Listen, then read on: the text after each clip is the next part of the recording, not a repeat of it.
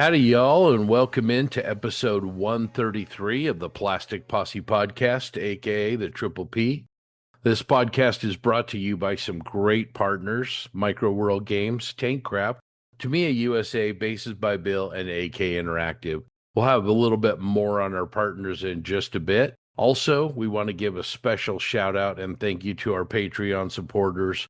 Want to send a big thank you to all of you for helping make the podcast possible. We appreciate each and every one of you. Well, today we have a full house, which is awesome. Everybody is here, and we also have a special guest for y'all. So you're getting 6 for the price of 5 today. Joining us from the Modelgeeks, our buddy Scott Samo AKA Nemo is sitting in the guest chair today. How you doing, Scott? Oh man, I am doing awesome. It's great to be here. Look forward to having some good model chat and slinging some banter back and forth. So always happy to be here hanging with you dudes. So thanks for having me, man. Hey, anytime, anytime. Appreciate it. All right, well, let's catch up with everybody. Let's go to Grant and see what you have been working on, my friend, out there in California. Good morning, everybody. I finished up my latest Star Wars kit bash droid thing, so that's done. I've got some base coats on it, and I will start painting probably today. Hopefully, get the base coat, the first coat on today. After that, I did get a couple models in. Somehow, I ended up with one of the new Tamiya 148 scale Leopard 2A7s, whatever. I don't know how I got it early, but I did. And I got a couple other kits, some mostly machining Krieger. So that's really great. I got a care package from our buddy Link with some books and another kit. So that's always a good thing to have show up at the house from him. So appreciate it, Link. You're a great guy. That's about it for me, though. Remind me again what that welder's hood on that little droid, what the part was for that, because that was really cool. So the droid, the hood, the front of it is so you have to remember, made in the 1980s.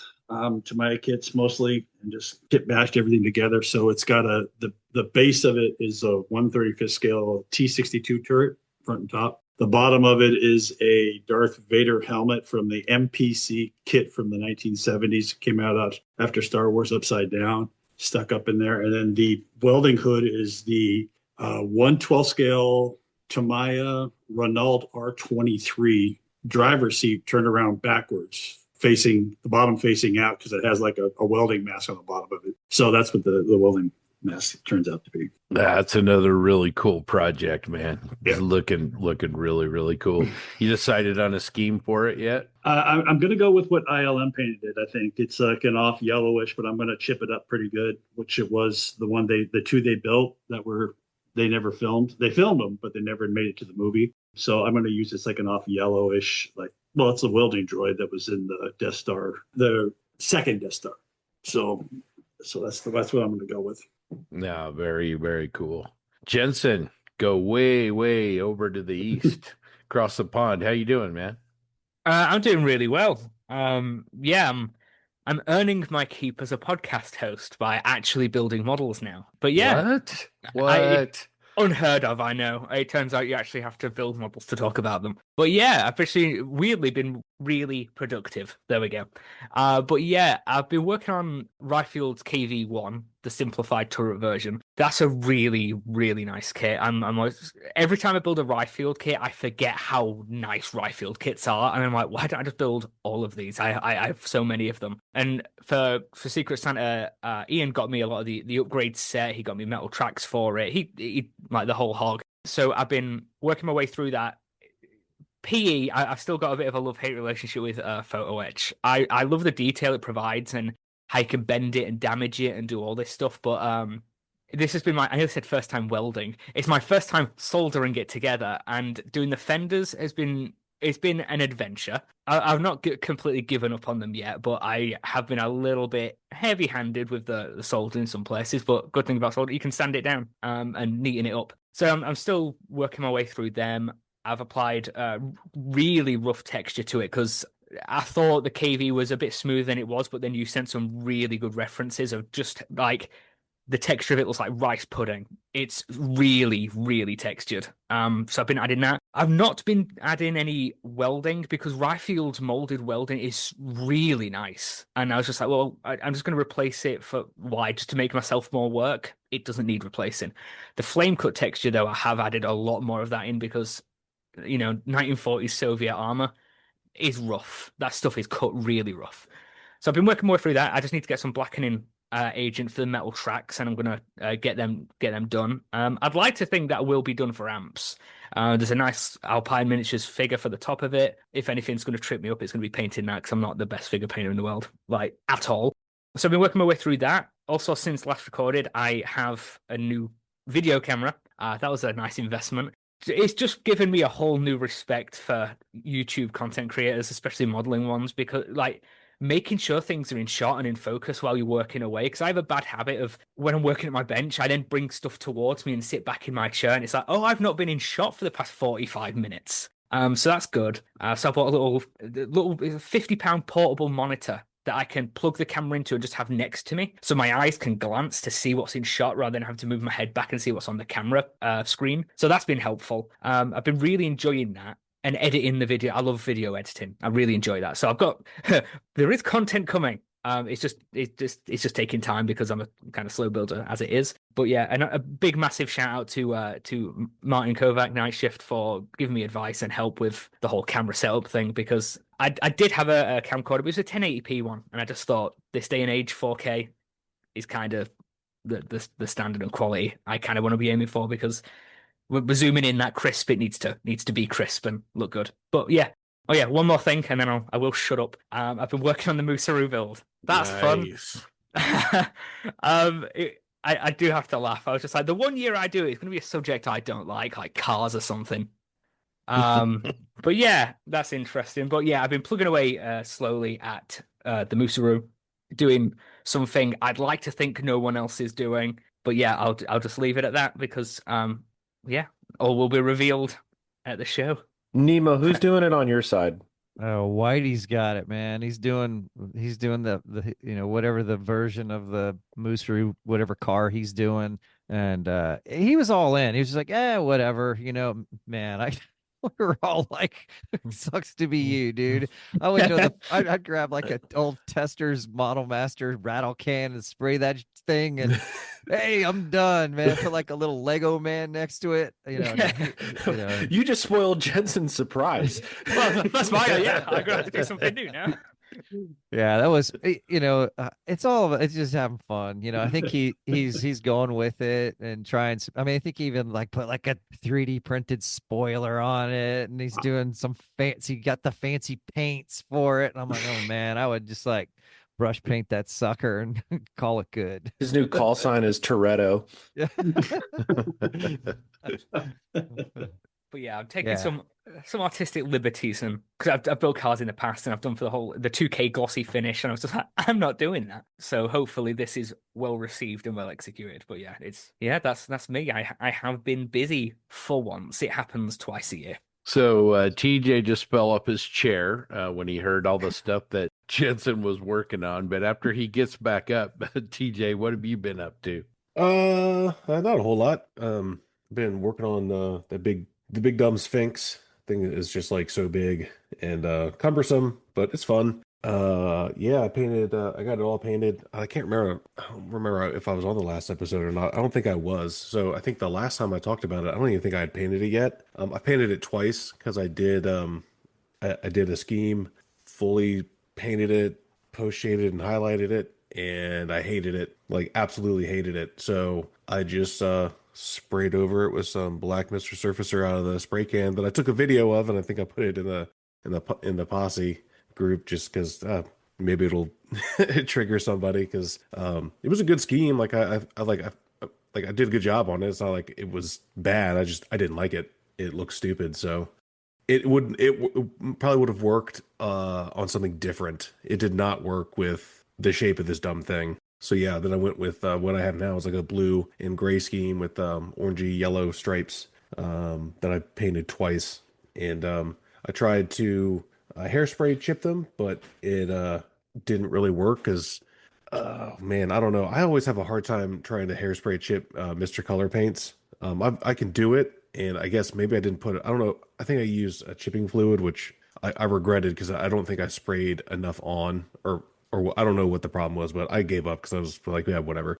I'm just gonna hand paint all this shit. So I did, and it turned out really, really cool. Luckily, I used AK Real Color for the main, like for all the spraying, and they have the same version in the third gen acrylics, like the same color. So I bought those.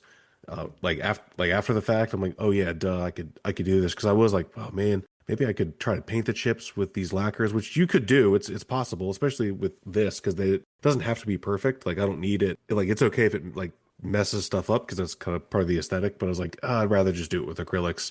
I'm like, well, I could probably mix some close colors, and I got like 8 million bottles of paint, and I was like, you know what? I'll just buy the colors that I use because why not? So I did that, and they're really, really close mixes.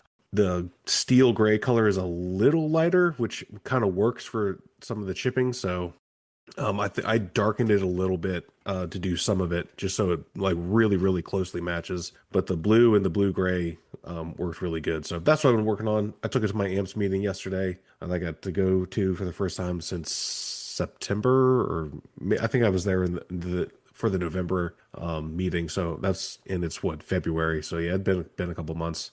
So I took that and worked on it, and that's pretty much it. Oh, and I painted the initial production Sherman. It's just green right now, or olive drab. So I'll get back to that at some point. That one's gonna be tricky because it's there's nothing on it. There's numbers. That's it. There's no other markings. There's just nothing. It's just olive drab, and it got dirty. So that should be fun. Oh, that's cool. On your Sphinx, is it just is part of the reason you redid it or whatever because of just it's such a big canvas to work with? Uh, no, I don't think so. It's just the scheme that I picked. It just didn't work.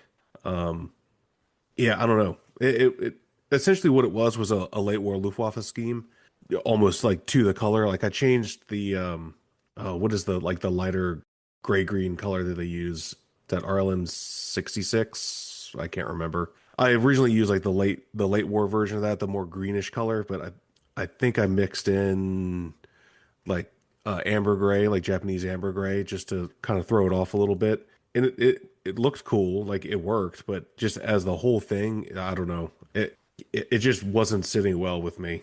And yeah, so I was like, no, just spray it all over it, which was kind of fun Yeah. actually. It's got a little cathartic.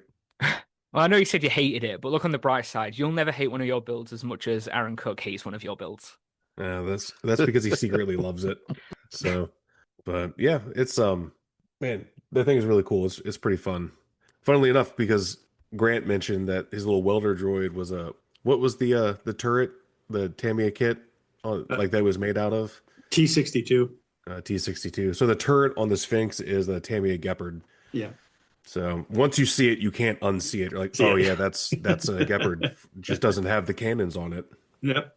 I know Nemo clicked on mute there. Our Luftwaffe RLM expertin for RLM codes probably got them all excited when you started mentioning late war Luftwaffe and Yeah, it's definitely the RLM 84. That's that kind of green late war, but there's so many different variations. I mean, that's the cool thing when ever I'm painting Luftwaffe stuff. I think that's probably why I love it so much, is that you can just glom on 76, which is that lighter blue, then 78's got a little bit more of a blue green to it. And so any one of those or a combination thereof, and then maybe you can throw in the underwing that's metal, half metal, and just do half different colors. It's just at the end of the war, they're just kind of like, well, we don't have the right color. Get this one over here. And then he goes and paints it, and that's it, so it's all good. But yeah, it's because of all the depth and the variation and the tones and all that. And then when you do all that under layer kind of weathering and shade, oh man, just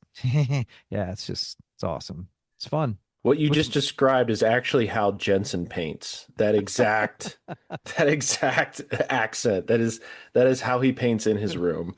And for the listeners, he's vigorously nodding his head in agreement. So he's totally owning it. He's got this. Yeah. All right. Well, on my bench, I have been working kind of on a number of different things. I haven't had a lot of bench time, been working on some planning for the 48 and 48, which we'll get into a little bit later in the episode. Man, a lot of teasers here. But I have been working on those land rams. I've got two 135th scale land rams I 3D printed from Elaine Ribard's STL. Really good. It's a really good design. Been enjoying that, and they have interiors and everything, so that's great. Also on a Zoom with a bunch of guys, and JB reminded me about the Star Wars Legion land speeder, so I got mine out. I'd kind of started fiddling with that, and I've been working on that a little bit too. Going to get that ready for paint. Those Star Wars Legion kits are a little bit smaller, but man, they're good little models. Really, really nice, and excited about where that's going. So that's what I've been up to. JB, what have you been up to, man? I feel like I'm a broken record, but I've been working a lot lately, but I have been trying to get to the bench. The project I'm most focused on now is the 135th scale Jeep from Meng. That was a casual group build that Steve Baker threw down in the Posse group, and I'm a sucker for a group build that I won't finish, but I'm going to try to finish this one. So I've been working on that a lot. I used a bunch of stowage on. I'm actually really happy. I got a chance to use the Steel Pot Studios musette bags and stowage bags that he sold at AMP. So I was just really happy to get those painted. It's been an adventure. I think I've spent the last 2.5, 3 days painting stowage. Yeah, I've spent more time painting the stowage, I think, than anything else on the build. It's coming out nice. I should have it done by Winter Blitz, so I'm super stoked about that. In terms of what else I have on the bench, I have the Jagd Panther from Das Werk. There's a small group of us building Jagd Panthers. Grant's in that, Mark Bradley, Frank, and a few others. But that's a project that's kind of literally just sitting there, but I need to work on that as well. And then I got to start getting serious about a big project this year. So I'm starting to buy aftermarket and research a few subjects that I have planned. But other than that, just yesterday, I will mention I went to the Colpar Basement Hobby swap meet. I spent $112 and I walked away with 6 135th scale kits. Seven, I think. So 2 Asuka Shermans, or Tasca, those were $20 a piece, which were basically free. Martyr 3H, which was 20. The one that I was most excited about, honestly, was there was a Jagdpanzer L70E, which is like this experimental version that Trumpeter did, and they've always been like stupid expensive. And then some guy had one for $15. I'm like, wow, this is free. Take my money. So I actually went back to the ATM in the market next door to the hobby shop twice, which was good. And then I spent more on a margarita than I did on a Tasca Sherman. So that was fun for lunch. It was a jalapeno margarita. It was very good. But no, all in all, it was fun.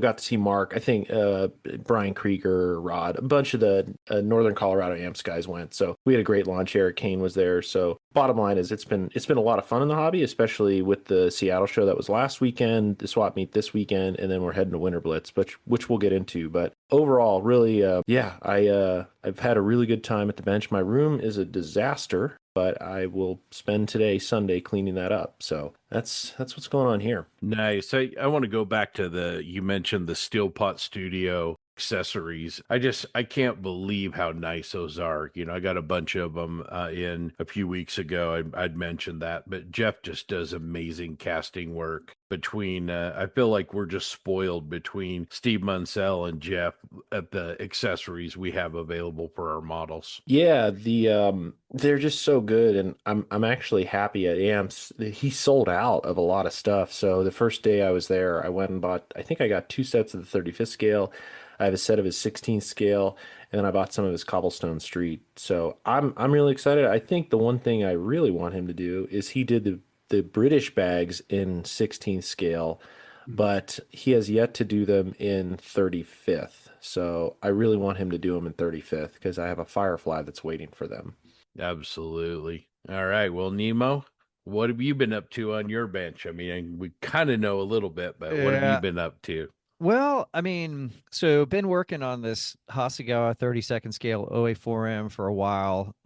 It's weird. After I pushed, I'm kind of like Jensen, just a slow builder on normally. If I can crank out more than 2 builds a year, that's like a huge banner year for me. So last year, I think I did 5, which is a lot, and took them to Nats last year. and then they all placed, which is awesome. But then that means like for ODO this year, I got like nothing. I got nothing to take to a show, so I'm like, I don't know what I'm gonna do. I kind of, after cranking out as many models as I did, to be honest with you, I just kind of got a little burned out. I was like, I hate deadlines. I hate, having to work for a deadline or work for, any kind of I don't work for try to build for shows or anything, but I just kind of got burned out, and I was like, I'm going to play golf. I'm going to play golf, and I'm not even going to think about models. We'll keep doing the podcast. And so I just kind of quit building. And then this little bitty voice and person was sitting here on my shoulder. I was like, dude, come on, man, build build the OA4M. Come on, I did the decals just for you. Come on, man. And so Jeff Martin's voice from Furball. Finally, I was like, fine, I'll build it. So I started, and I'm thinking, I'll just kind of do out of the box. No. It was gonna look like a toy. Like the interior, there were no like sidewalls. There were the bulkheads were missing. You could see just straight into the big open areas inside the cockpit and the fuselage. So I had to scratch build a bunch of bulkheads and side panels, and then then finally when I get the cockpit done, it goes together pretty well. But then you got to do all the conversion work with the nose and the hump and the tail. And then finally you get all that sanding and filling and sanding and filling and filling and sanding and scribing, and most of it's recess, or some of it's recess, but most of it is just raised. So then you're just trying to repair the raised lines with stretch anyway.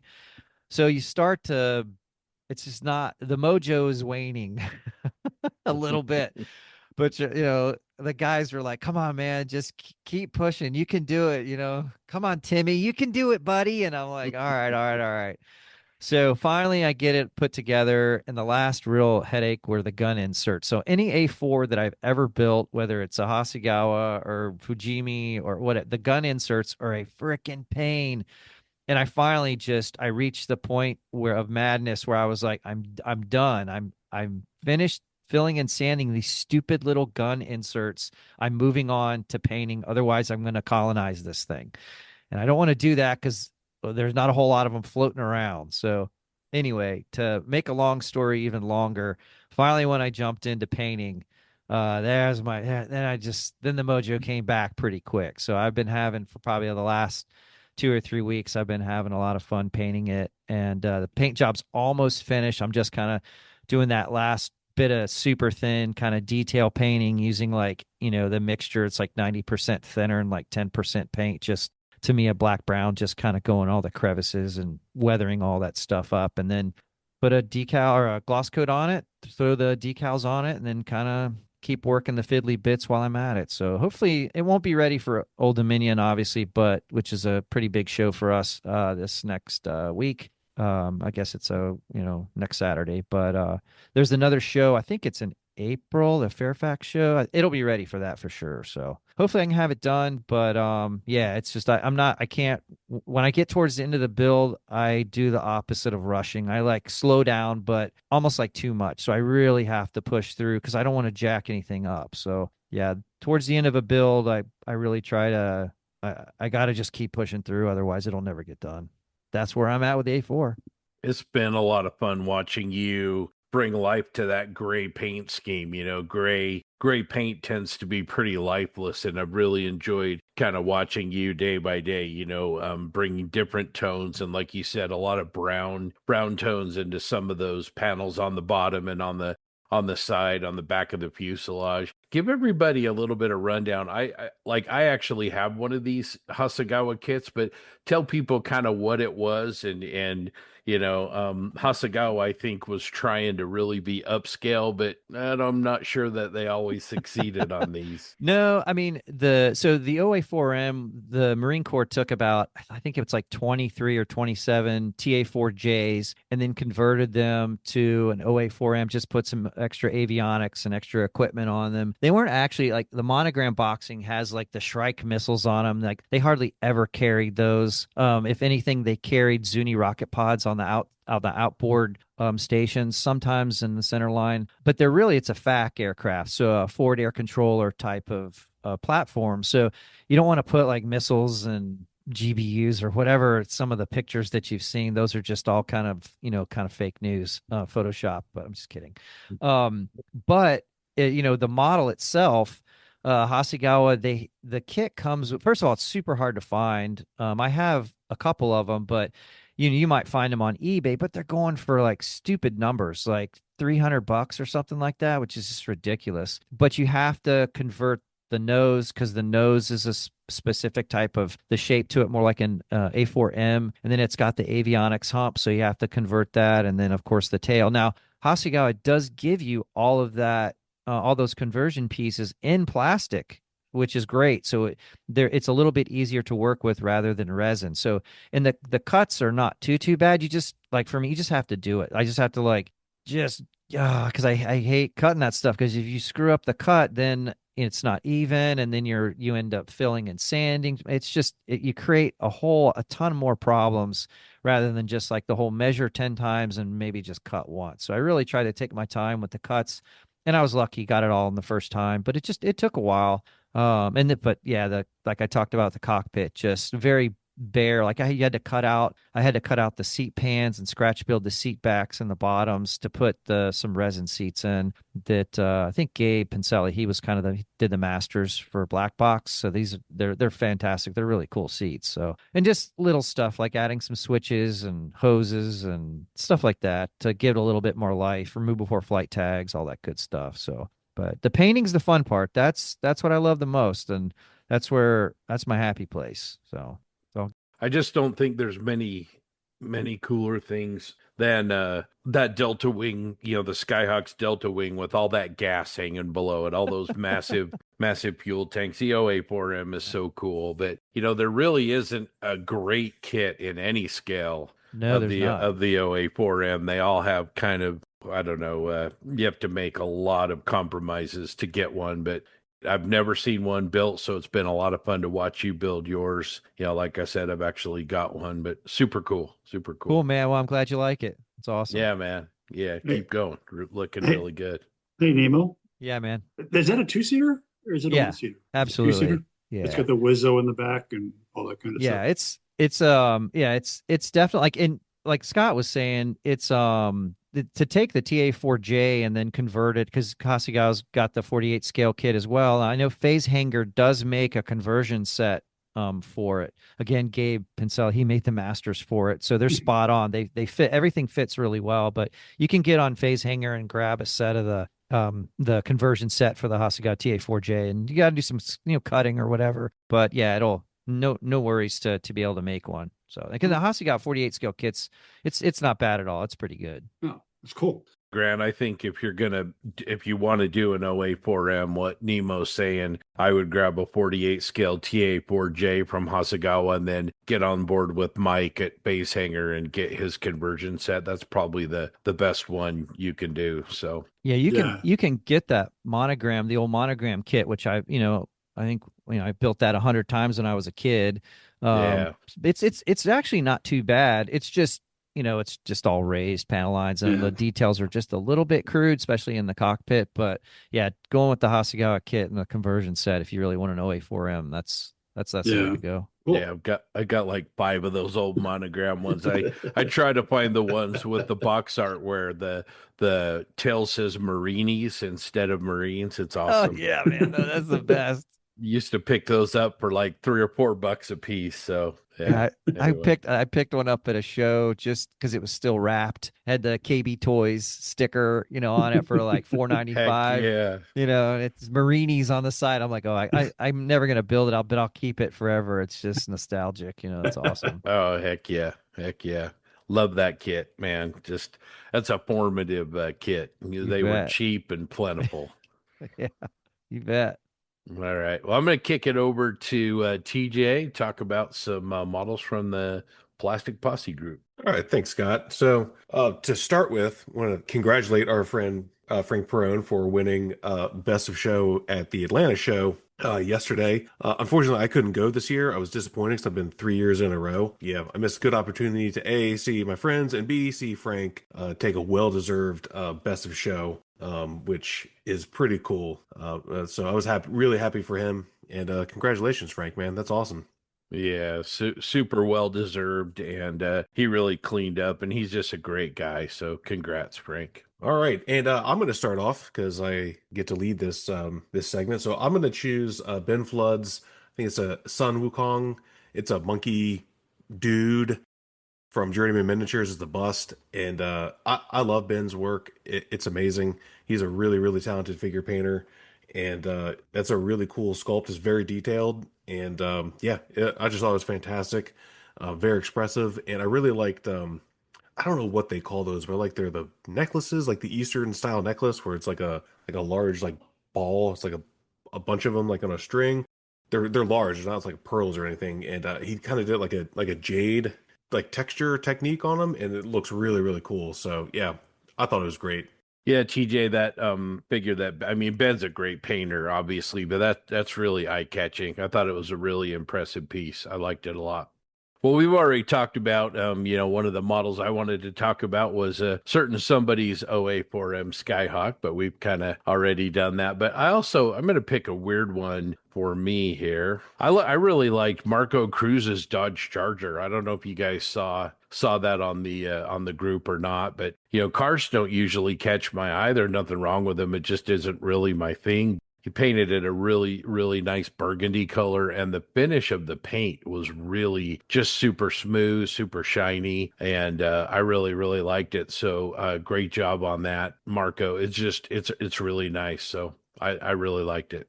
All right, I'll go next. So I picked, and if I say your name wrong, I'm really sorry. Dario Ruz Gallardo did a BMW R75 in 1/35th scale from Lions Roar. Just an amazing vehicle. It's part of a diorama that he's working on. And the last post I saw that it really caught my eye was just a motorcycle sitting on a base with a tree. It just looks really good. Did a really that's a really detailed kit his size, and he did a really good job with it. And it just the tones, the colors, the mix, and everything just looks really well. So Dario, really good job. Gotta love those motorcycles. Those Lion Roars are really nice little kits. Yeah, they are. They're very, like I said, they're an intense kit. There's a lot of parts to that little small thing, and he did a fantastic job on it. So for my choice, I went with John Hale because he's building the new release Tacom M4 A176 VVSS. Kind of easy choice for me. That is the greatest looking Sherman ever produced. Simply put, like there's just no argument there. I like it's also like up to the texture on the hull. I like the additional armor plating, the PE that's put on there. I really like the armor plating because of how aggressive the flame cut marks are on the edge, like the really rough cut of that additional armor. I love seeing that on any model, like that really rough, borderline exaggerated texture. Because I think in minis things need to be exaggerated a bit. And yeah, the build's really clean. And I'm looking forward to seeing paint get on it. But yeah, had to pick it. The greatest Sherman ever produced. I'll argue anyone there. I actually put that kit in my shopping cart in Sprue Brothers this morning because I don't have it, and I want it because John's awesome. He's a good dude, amazing modeler, one of the Sherman masters, one of the great Sherman masters out there, and that for anyone that doesn't know, that additional armor, the one that he used, because the kit comes with two. The one that he used is from a very specific photo, or at least it's based on. It's not 100%, but damn it, I want to say it's a 3rd Armored Division tank, and there's a really well known photo. The photo is really only like the front quadrant of the tank. The turret is turned facing like a field, and there's a dude getting off. I think he's getting off the tank, and there's I think another maybe guy in the foreground. So you get a nice side view of how that like improvised armor was actually attached, and Tacom did a pretty good job. They mashed it pretty good how it attached, and it's not that same tank that edition is based on is the same one that is the reason why everyone hangs boxing gloves from their Sherman, because that one had boxing gloves hanging from. I think as far as I know, it's the only picture I've ever seen of an actual in theater Sherman with a boxing glove hanging from the brush guard, but that's the one. And the other interesting thing about it is, for whatever reason, that unit, all the tanks of that unit swapped the commander's cupola with the loader's cupola, because that had the earlier turret with the two circle hatch openings, didn't have the oval hatch. I don't know why they did that, because the commander had the all-around vision cupola, which was I feel like is probably better for a tank commander, but there's a bunch of photos of tanks in that unit with those cupolas swapped. So it's just one of those weird things. But I was glad to see that TACOM use that style of improvised armor on the front. JB, you're the last one, so. Yeah, I'll choose Ian Stewart's MBT-70. I think that subject is rarely built, and he used the Black Label kit, which is pretty much a bar of soap. So shout out to him. It's really nice. I appreciate that subject. I have that subject. I really want to build it, and his is definitely inspiring to go back, dust that off, and try to do it. So great job, Ian. I really appreciate that vehicle and that scheme. Sorry, Nemo's up last. My bad. Yeah, no worries. Sorry, I'm all over you. My bad. No, man, it's all good. I'm like, come on, man, wait. Mine's even a tank. Come on. I was man, told I was last. So sorry. Okay. Go ahead. My bad. All good. So I'm gonna go with, first of all, I Russian armor, sort of modern stuff. Man, I've got several modern sort of Russian tanks. I don't know if you'd call like T-55s or T-62s modern, but those I love. And the only armor piece that I have in my case is a T-55 that I just enjoyed immensely. It was an awesome build. It was so much fun. So the one that I picked was Randy Woolsey's T-62. Holy jeebers, man. That's super inspirational for like me being a predominantly aircraft builder. Just all the detail that he's put into it. And again, it's kind of taking an all green scheme, but making it super interesting with all the shading and then the weathering and then just the layer upon layer upon layer. And I thought it was awesome. I thought it was really cool. So that would be my pick. That was an easy one. And I've been watching that model, just it's been popping up on different pages, just his progress that he's made, and holy shit, man, it's cool. It's awesome. So that's my pick for sure. All right, thanks, guys. Yeah, and listeners at home, please share your work on the Plastic Posse group. It's awesome. It's a big old community. You're going to get good feedback, and we always love seeing everybody's work. Bases by Bill is your partner for creating attractive display bases for your scale aircraft, armor, or ship, with a variety of products and custom solutions. When your naval aircraft project is complete, choose Japanese or U.S. carrier decks covering the 1930s to today, or come ashore with airfield-style bases that elevate the presentation of any build. Do you need something truly special? Bases by Bill also makes custom cherry hardwood bases with engraved details or full-color placards, unit emblems, and national insignia. With the show season here, Bases by Bill can create major trophies and 1, 2, 3, or gold, silver, bronze awards. We work with clubs and national organizations, crafting awards of all types and for all budgets. Visit basesbybill.com because there's always something new at Bases by Bill. We will now go over to JB. He's going to talk about, he recently got to go to the Seattle show without me. I'm very sad about that. And has a report for us as well as some YouTube updates. Yeah, thanks, Scott. Yeah, the Seattle show never disappoints. I flew solo this year from the host, but certainly met a lot of people there. As always, it's an amazing event. Shout out to Jim Bates, Tim Nelson, Josh Scott, and the whole Northwest Scale Modelers crew. You know, we mentioned their names, but there's certainly an army of people behind them. The tie-dye shirt folks, you know who you are. It's Sorry, dude. We just beat Canada. Oh, we did? In overtime. Nice. Holy cow. Oh, Woo-hoo. Man. Okay, live. Nice. I was like, Scott got really excited there. He loves a tie-dye shirt. Wow. I thought it was about the tie-dye shirt. I was like, wow. Okay. All right. Gold for the Americans. Great. That's 2 for 2 with women's and men's. So sorry to our neighbors up north. Robbie Knopfs, I know you had some emotional investment in it. So take off, you hoser. So back to the show. It was very close to Canada. Some of our great segue into the friends we saw there. John Gray from Canada came down, and it was just a really good show. And if you've never been, listeners, highly recommended. It is display only, no vendors, in the Museum of Flight. You could not pick a better location. You know, when I came in late Friday night, went from the airport, John Everett was kind enough to pick me up, and we went straight over to the venue. And it's a pretty inspiring place with scale models under an M21 in a venue like that. It really, it just elevates the hobby. I think that's the one thing that a lot of shows unfortunately just miss because of the venue limitations. But it's a venue that, you know, gives great respect to the hobby because you're in the centerpiece of the museum. And Nemo, if you've never been to the Museum of Flight, you certainly need to go. And the show, you need to go. It's super fun. I know it's on the other side of the planet, basically from the East Coast, but it's awesome. It's funny you should mention that though, because work is going to take me out to Whidbey. Oh, for nice. Probably the next foreseeable future. I'll be spending time out in Whidbey every year. Oh, nice. Like, later this summer, and I've already I've heard about Skyway. I was like, isn't Skyway Hobbies like somewhere around there? Skyway's in Renton. Yep. The Museum of I was like, so I'm super excited. I'm not don't tell work, because I'm like, they're like, oh, I'm so sorry, you got to go to Whidbey for like 4 months at a time. I'm like, oh man, but man, they're gonna be like, where's Scott? Yes, exactly. I mean, you got the Museum of Flight, you got Skyway, which is literally less than 10 minutes from Museum of Flight. And then what you'll be certainly stoked about, we did not go this year, but we've gone in the past, is the Flying Heritage Collection. Sweet. So that's Paul Allen's. They have oh man, they have the Focke-Wulf D13 there. They have an E-model. I think it's an E-model 109, Hurricane, Spit. Oh, the only flyable ME262 with Jumo engines.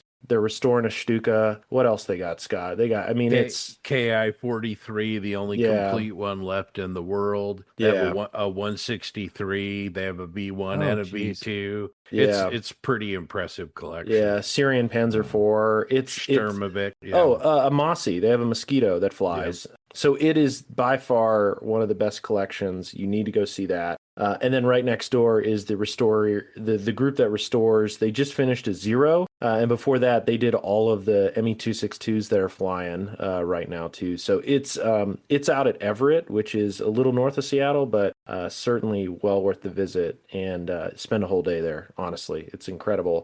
But going back to the show. Display only, a lot of fun. And as Scott mentioned, I'm just going to go with Gentry from now on, since we have two Scotts on, or I could just call you Nemo, I guess. But Mr. Gentry noted we did our first YouTube video, which was a lot of fun. I bought some new mics, tried out, editing, and it was a lot easier than I thought. And it got it up on YouTube pretty quick, and the views have been way, surpassed my expectations. I thought we'd get a couple hundred, and now we're on to a couple thousand. So I'm really excited about what that channel has to offer in terms of video. And being able to share more experiences with the community. Learned a lot already in terms of just filming, recording, and just general content. So I'm really stoked to post more, and those next videos will come from a show we're going to in a few weeks. But back to the show in Seattle, Museum of Flight, Model Mania, hosted by Northwest Scale Modelers, display only. They have seminars. Rick from AK was there. They had Aoshima there that was promoting some cars. They had SIG tables, people painting and building and weathering all day. So there's no better place. Highly recommended. Put it on your calendar for next year. Yeah, and Josh Scott always has a really impressive community of Gunpla builders that are represented there, which is really great. As John said, it's a great show. Next year, I believe, John, their theme's going to be like 50th anniversary of Star Wars. Yeah. So they're gonna do Star Wars next year as that theme, which I think is super exciting. And listeners, even though it's at the Museum of Flight, any subject matter is certainly welcomed. I mean, it's everything from armor, aircraft, cars. There's even people that build things out of matchsticks. There's Bill Huffman's incredible dioramas that are integrated into furniture. And then it was really cool. I met a kid this year, and he was a kid. He built scale airplanes out of garbage. So like used water bottles and like foam core, all these things. And he was super proud of it. So it was cool to talk to him. But overall, it's a super fun show. Got to meet new folks. And yeah, I mean, there's literally nothing. There's no critique for the show because it's amazing. If you bring a model, you get free entry into the museum. And it's just a fun event where socializing is the number one aspect of that show in an amazing venue, which has a stellar World War II collection upstairs. They have an E-Model 109, but I mean, Nemo, technically it's a Hispano that they converted to a early Model 109, but it looks good. Yeah, it's sweet. They got a Spit, they got a Hellcat, Corsair, they got the only Yak 9 in the West, which is pretty cool. It's a small airplane. They got a early Razorback 47, P-51. So it's well worth the trip. You're gonna have a great day there, and the museum shop's cool. So. Man, But yeah. you got me excited now. I can't wait. I was pretty bummed about having to go out, west for 3 or 4 months, just staying out there. And I'm like, what am I gonna do out there? Now I'm like, you're gonna have weekend trips yes. for sure. And then you got to connect with Jim Bates. He'll take you to some good restaurants. Certainly Skyway, Flying Heritage. You could spend a weekend, Saturday and Sunday, at Flying Heritage. I mean, it is awesome.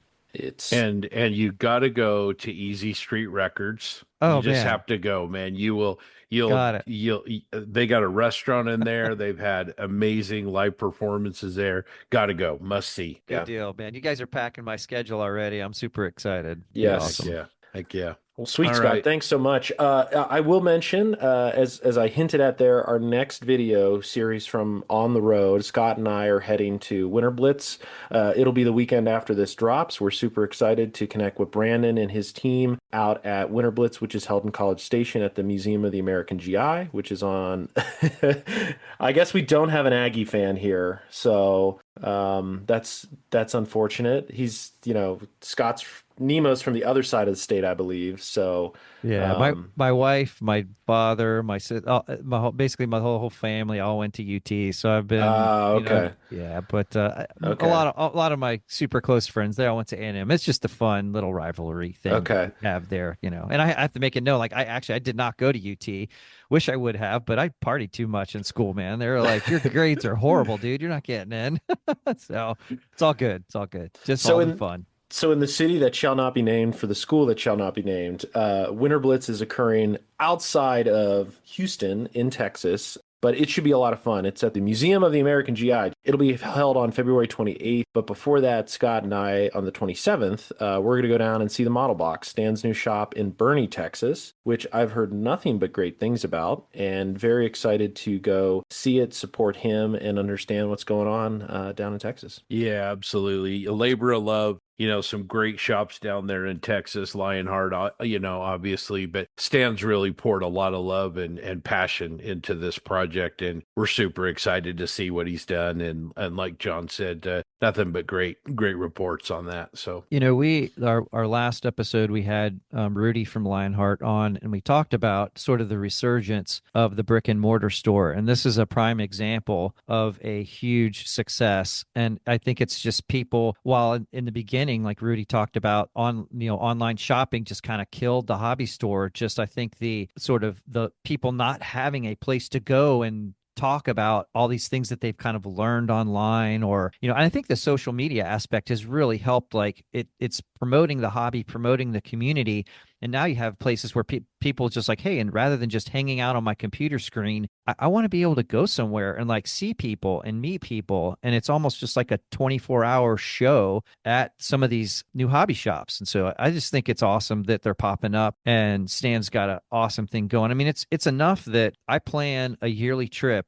to go home and see my family, and I always fly into Austin. And now I'm going to have to go hit another hobby shop on my way getting down home. My dad's going to be like, I thought you said you're going to be here at like 10. It's the next day, and I'm like, sorry, Dad, I had to run by another hobby shop. So I wish I could join you guys for the show and go into the shops, because it's really what it's all about. It's just so much fun. Like Scott and I, we talked about the other day, like being able to hang out with your close modeling friends that share that passion. I think that's why all these shops are just exploding. It's really great to see finally. Yeah, 100%. I mean, we're gonna try to hit Lionheart too. It's doable. It's kind of on the way back to College Station because we have a long drive from Bernie back, but it's Rudy and Danielle's shop is awesome. I think you're right, Scott. It's much more than just, it's not transactional anymore. There's definitely experiences that these places provide. Lionheart is one of them. I remember, it's great. You talk about the resurgence. Growing up, that was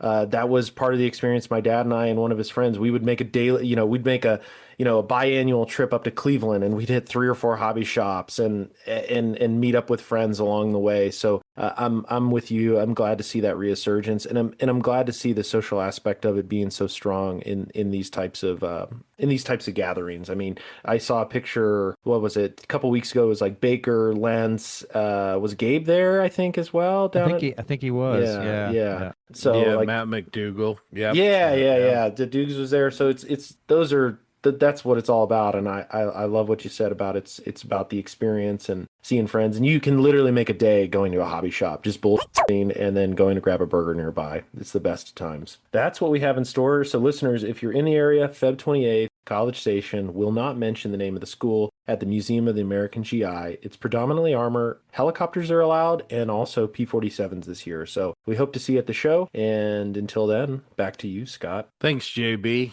Yeah, one of the other things we want to highlight today, and Nemo is joining us for this, is the 2026 version of, or I guess edition of the 48 and 48 global online event, which benefits Models for Heroes. It's a cause that the Posse and the Model Geeks were really proud to be partnered up with both the Model Officer and James Skippen, but also with Malcolm and Models for Heroes. It's amazing that we get a get together once a year, tell all of our loved ones, leave me alone. I'm going to build a model this weekend. And then we get to do that and do some good with our hobby, which is just incredible. So we will be partnering up once again for the USA Canada version of that. And Scott and I have been doing some kind of pre-planning on, getting donations for the auctions. And spoiler alert, you are not going to want to miss the auctions this year.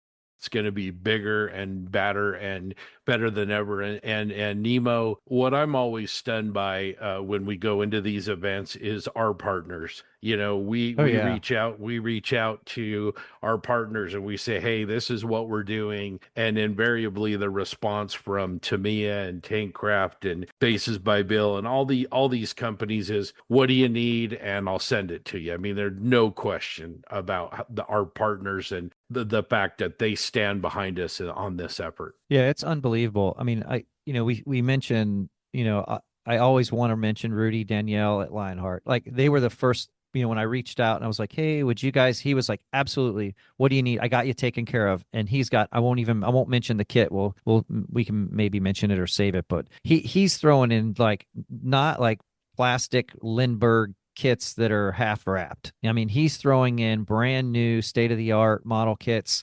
Normally he'll throw in some books or whatever, just anything and everything to support the hobby. And again, it's fantastic. It's a great community. They're just great people and it makes it a lot of fun. And so I look forward to working with you, Scott, and the rest of the folks. And we're going to pull in Whitey and Tim as well. I think for real, he's actually got a commitment. I don't think he'll be able to make it, but I know he would if he could. But we'll be there to support you and do it together. And I'm looking forward to it. It'll be awesome, man. Be fun.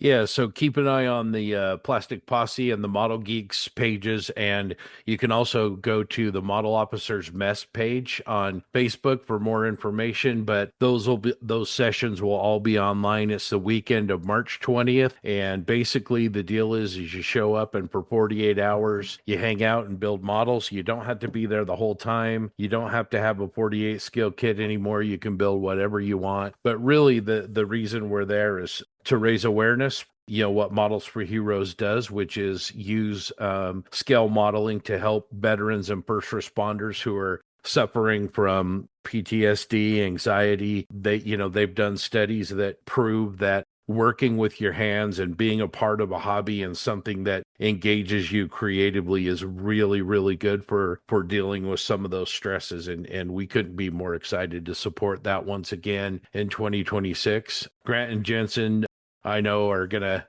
hop on with us and everything. Hopefully TJ and JB as the schedules allow as well. But please plan on joining us. It's a lot of fun. And again, save some pennies, put your piggy bank away for a little bit and get ready to help support those auctions. Anything that we auction off, 100% of the proceeds from all of those auctions go directly to Models for Heroes. It's a great cause. Just really, really excited about it. All right, let's move over to Mr. Taylor, and he's going to go through some upcoming shows and events that we want to highlight for you. Yeah, so thanks, Scott. So starting on March 7th, we have the Mad City Modelers in Monona Terrace in Madison, Wisconsin. Details at madcitymodelers.org. As Scott Squared have just talked about, on March 20th, the 48 and 48th online event for Models for Heroes. On April 5th, we have Commies Fest Jefferson County Fairgrounds, 15200 West 6th Avenue, Golden, Colorado. April 11th, Wine Country Model Expo in Petaluma, California.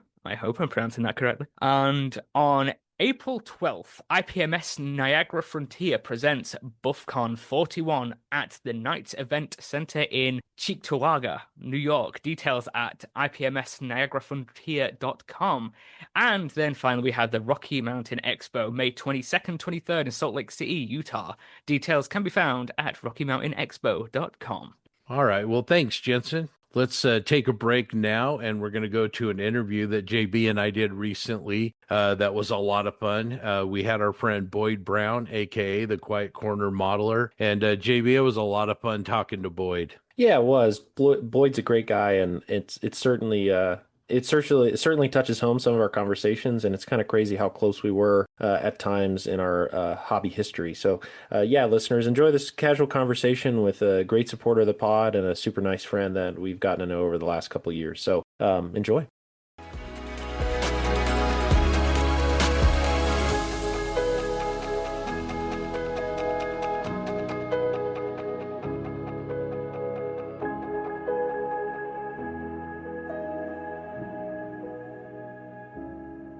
Scott, you offended me at the start of the last podcast when you and JB were talking about what's on your benches. And JB was talking about a Swiss artillery piece, and you had the audacity to say that you needed therapy because of your love for the 38T chassis. And I don't know if my camera is picking this up, but this is my next project because I, for one, love everything 38T, and I think it's a fantastic chassis. And therapy is not what you need. You need a T-shirt that celebrates the 38T. I think we need to make a 38T club.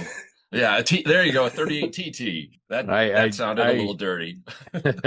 I totally do not disagree with you. And the remark was tongue-in-cheek. Sometimes those tongue-in-cheek remarks don't come across the way that they're I think I knew what intended. you meant, but I still had to give you a little bit of a hard time for it because, just because. Absolutely. Well, welcome in, Boyd. It's been a while. Glad we're getting a chance to do it. Got JB with me. How you doing, John? Doing well. Looking forward to this. Yeah, it's man, Boyd.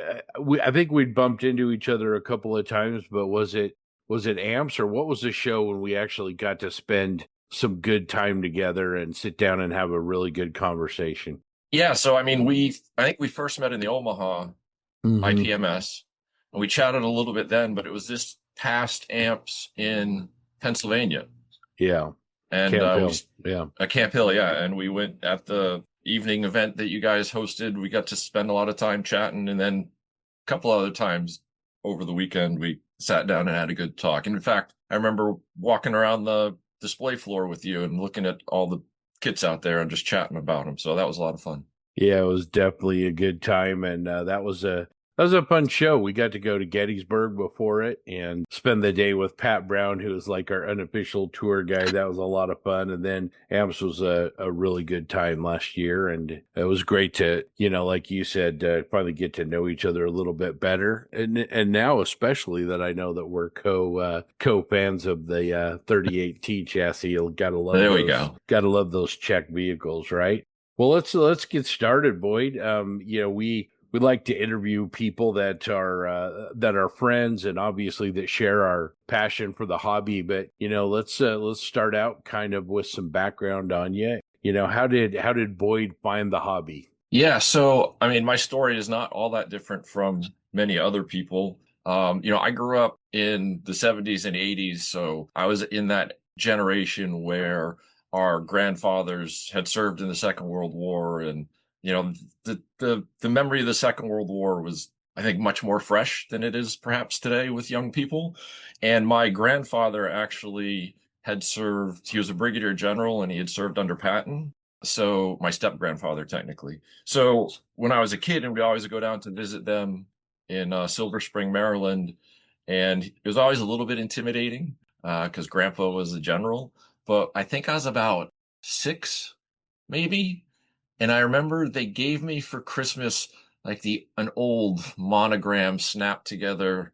I don't even remember what tank it was, but I remember it had fixed running gear, but then it had little wheels that you could clip on so you could roll it around. And I built that thing and I drove it around all day and, made all the tank noises. And I think after that, it was just the go-to that my grandparents were like, all right, we'll just get him model kits for all of his birthdays and all of his Christmas gifts. So that's really what started me. And then I never really gave it up. I certainly slowed down a little bit in college, but I'd always have like a kit in progress. When I was on active duty, I remember the little desk thing that they gave us. I would always have to like cram my build in and close it during inspection. So when the first sergeant came in, he wouldn't see my modeling stuff all spread around the desk and stuff. So yeah, I mean, it's always been a part of my life. And then, as I got older, I think particularly after 2005, I was telling JB, I was in the Marine Corps Reserves. We deployed to Iraq in 2005. And when I came home, a lot of things had changed in my life. I had been living in Ohio. We had moved to Connecticut. I had gone, my wife and I, because I'm great at timing, just before I deployed, we learned that my wife was pregnant. So my daughter was born while I was overseas. I come home, I have no job. I know nobody where I live. I have a 5-month-old daughter in a new house. So it was a little bit of a stressful situation. And modeling really became a thing that I could do to just ease some of my stress, just give me a little bit of a mind break, I guess, from the stress that I was feeling in my day-to-day life. And yeah, so that's kind of how it really kicked off. Did you initially kind of consider yourself an armor modeler, or was it just whatever you wanted to build, whatever you could build? So when I was a kid, like I said, the first kit that I got was that tank, and I thought tanks were really cool. But then my dad was in the Navy, so he would always give me Navy stuff. So like I remember building the old, was it Revell? Who did the USS Missouri? Yeah, this is the 19... Revell or monogram, right? But yeah, right. And it had like, if you did it right, you could spin the radar and it would spin the turrets. And then my neighbor, who was a year or two younger than me, he built models as well, and he was really into planes. So then I started building planes, and so yeah, I just became a generalist. I guess I really started to focus on armor more heavily. Probably it was either when definitely after I got back from Iraq, but maybe a little bit before then, like when I was in grad school, probably. So I still build a little bit of everything. Like, yeah, I'll build just about anything. You saw on my page the other day, I'm currently working on the Tamiya F-16, which is a unique challenge for me. So yeah, I'll build anything. We need to back up a little bit. You mentioned something there. You just casually slid it in. Your grandpa, general, working for Patton. Let's talk about that real quick. I just want to know more. If you know anything about his story and where he served during the Second World War, that'd be awesome. Yeah, so his name was Robert Safford, Brigadier General Robert Safford. He served under Patton, and I don't remember the specific details, and I'm a little bit embarrassed that I don't remember specifically, but I believe it was shortly before the Battle of the Bulge, his Jeep hit a mine. I think his driver and radio operator were killed, and he and the other soldier in the Jeep were injured. So he ended up being medevaced, and that was pretty much the end of the war for him. I know that he had been in North Africa, and then he had landed in Europe following D-Day. Yeah, and a quick Google shows that Robert Hall Safford, is that him? Yeah, that'd be him. Yep. All right, no big deal. He has obviously, let's see, he's got a Silver Star, which is a pretty big deal. So that's great. He also looks like he served in Vietnam too. So wow. Yeah, what a lineage. He did recover from his wounds, and he went on to, I think he was the XO or of the 101st Airborne for a while. Wow. I remember he told me once how many jumps he had. He had a lot of jumps. And that he retired shortly after Vietnam. Man, that's wild. He's buried at West Point. How about that? That's dang. Okay, well, thanks for my diversion into a little bit of history. Back to you, Yeah, Scott. absolutely. No, that's incredible. And kind of building on that, I wanted to kind of go back and maybe talk about what you did in the Corps as well. And Sure. I think it, besides laying the groundwork for you to do aircraft and armor and ships, right? I mean, tell us a little bit about how being in the Marine Corps was and what jobs you did. Yeah, so I went into the Marine Corps right after high school on active duty. And initially, I was I was in the infantry for my entire career, and I trained as a machine gunner. And I was assigned to Weapons Company 25, which is at Camp Pendleton in California. I worked with the 50 cal heavy machine gun and the Mark 19 40 millimeter grenade machine gun, which is awesome. I just got to say, the Mark 19 is awesome. Being able to fling a couple 140 millimeter it's awesome. Anyways, I digress. And then so I was on active duty. First Gulf War came along. We deployed to the Persian Gulf during the first Gulf War. When we returned, I had intended to stay on active duty, but a couple of things had changed in my personal life, so I decided to get off active duty and go back to Maine to go to college. But I went into the reserves, and I served with Alpha Company 125 in Maine. And they put me into the 60 millimeter mortar platoon. And we were a cold weather unit, which was pretty fun because we got to go to places like Norway and do NATO training up above the Arctic Circle and stuff like that. And then in 1998, when I started grad school at Ohio State, I transferred to Weapons Company 325, which is in Akron, Ohio. And that's where I finished out my career. And that's the unit that in 2005 I deployed to Iraq. And I should say, I finished my career when I was with Weapons Company. I finished my career as an 81 millimeter platoon commander. So you really, really like lobbing explosive things. Being able to fling things over a hill and have it come down on somebody's head. I mean, that's pretty awesome, right? Yeah, absolutely. No, really very cool, and appreciate your service. That's awesome, man. You mentioned before we were recording that you kind of carried the hobby with you at different times. What was modeling in the military like, and how did it help or hinder your barracks inspections, etc.? Yeah, I mean, it was tough because I was living in the barracks, so I didn't have a ton of space, but I could always manage to have like one kit going.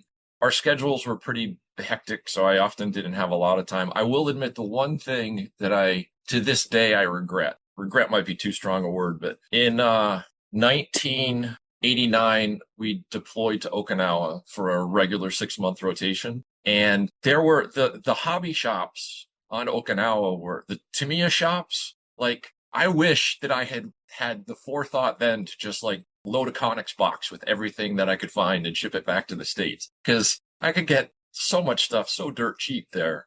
But of course, I never did because I don't have room for this. I'm not going to be able to bring it back. So I remember I got the old Tamiya Tiger 1 and I built that in my barracks, brush painted it with, Panzer Gray. And it was just fun, It was something to divert my attention from our hectic schedules and being away from home and missing my family and stuff like that. I'll bet Okinawa was pretty cool. What did you think of it? I loved Okinawa. I mean, we were at Camp Schwab, which is kind of one of the more isolated bases. It's up towards the northern training area. And it was great. I mean, it was beautiful. We were there from August to February. So August of 89 to February of 90. And, it was sweltering hot during the day. We had to get up at about 2 a.m. to do our PT every day before it got too hot. And then we'd get to go, get 4 hours off to go back to sleep or something. But I had a great time there. I really, really enjoyed Okinawa.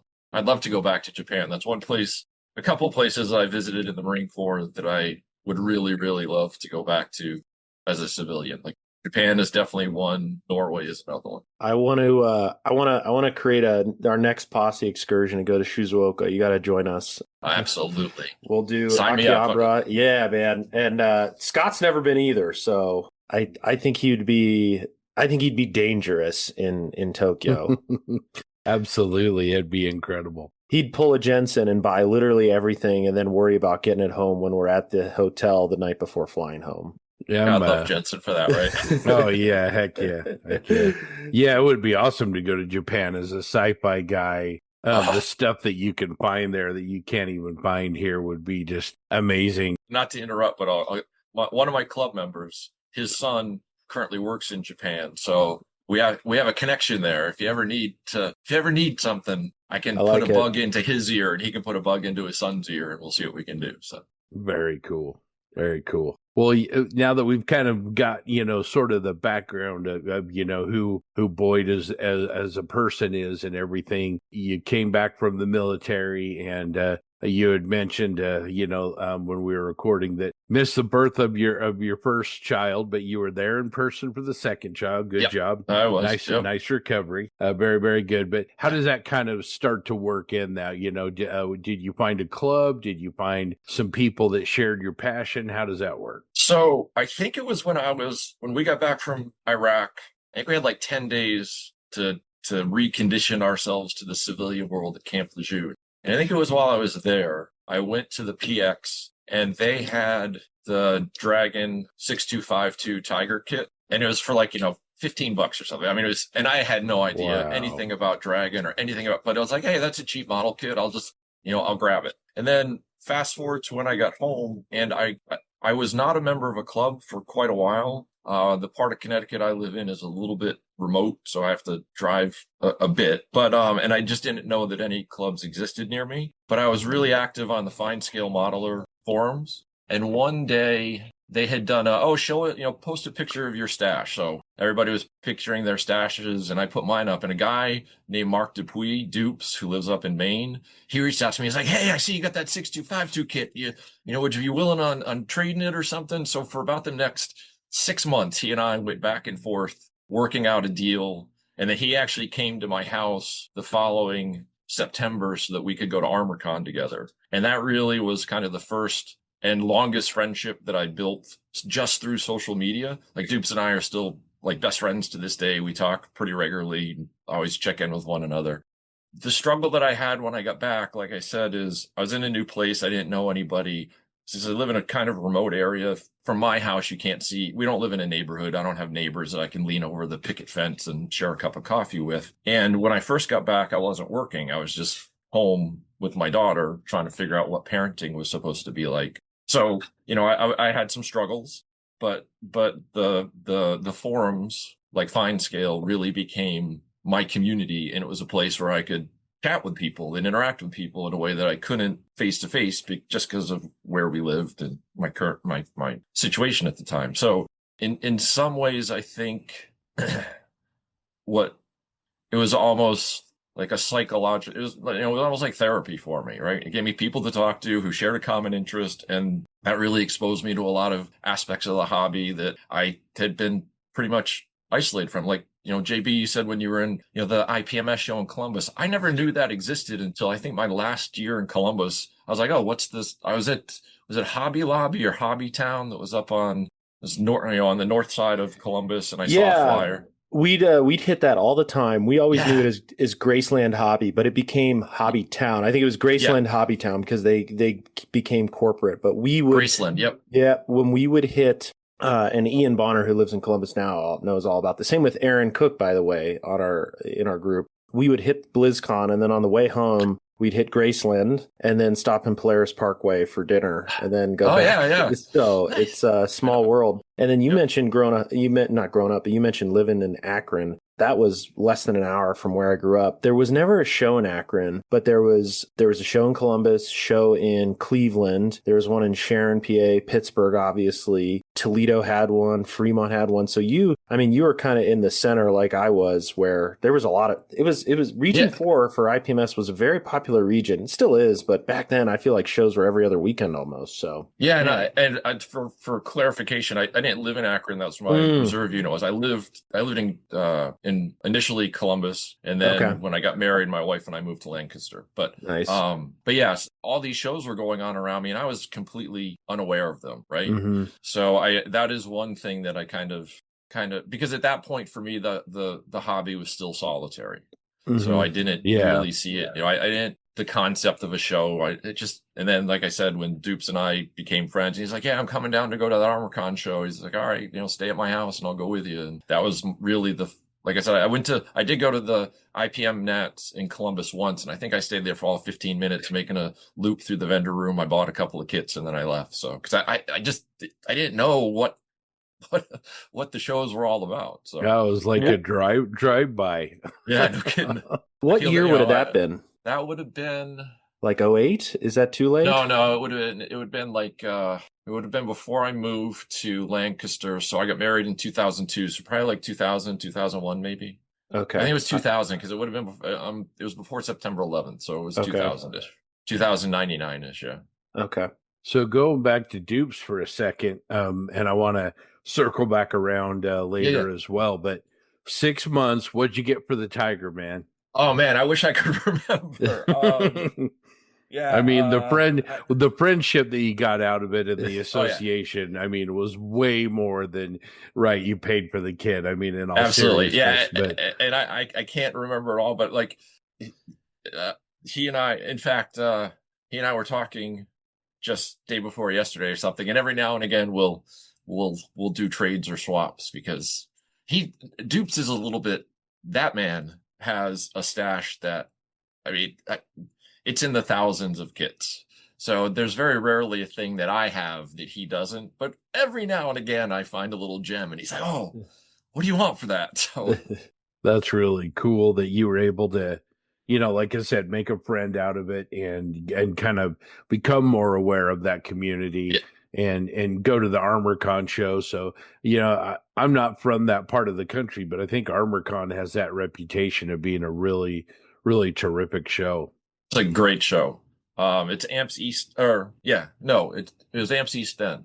No, yeah, it was Amps East then. It's ArmorCon now. Yeah. So it was Amps East when we first went to it, and it was a 1-day show, and now as ArmorCon, it's gone to 2 days, and they do a really great job. The venue is small, but it's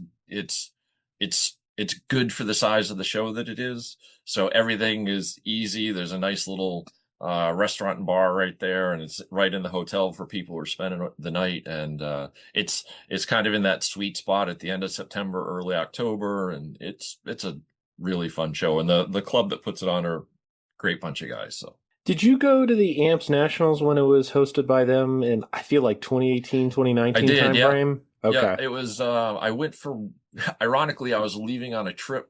I think that I was leaving on a trip on Saturday with a group of my students. So I think the show opened Friday at noon. So I was there from, noon to 4 or something, noon to 5. And then I had to leave. So I didn't get to spend a lot of time, but I did swing in, and I'd really love to see them do it again because I thought it was really great. Then we definitely crossed paths there because I went to that show. Yeah. I feel like there have been a couple of times where, it is. They do a good job.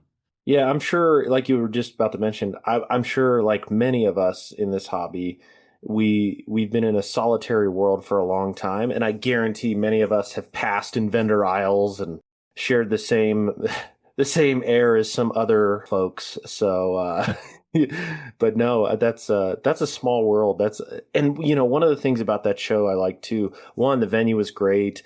I thought they did a bang up job it was actually a super nice venue. I remember. Yeah, it was. It was really well done. The contest room was in that nice ballroom. Well, yeah, the nice like event room, and then the vendors were in the ballroom. And then I really liked, we went down to that museum that isn't there anymore. And they had like a BA-64. A non-ballistic MBT-70, a bunch of stuff. And that was a really cool trip down the road too. So overall, and then now that I'm going on and on, there was also a great restaurant there. I feel like it was a old school steakhouse we went to. Anyway, I would love to see them host another Amps Nationals. ArmorCon, I really want to go there too. I've heard nothing but good things, but yeah.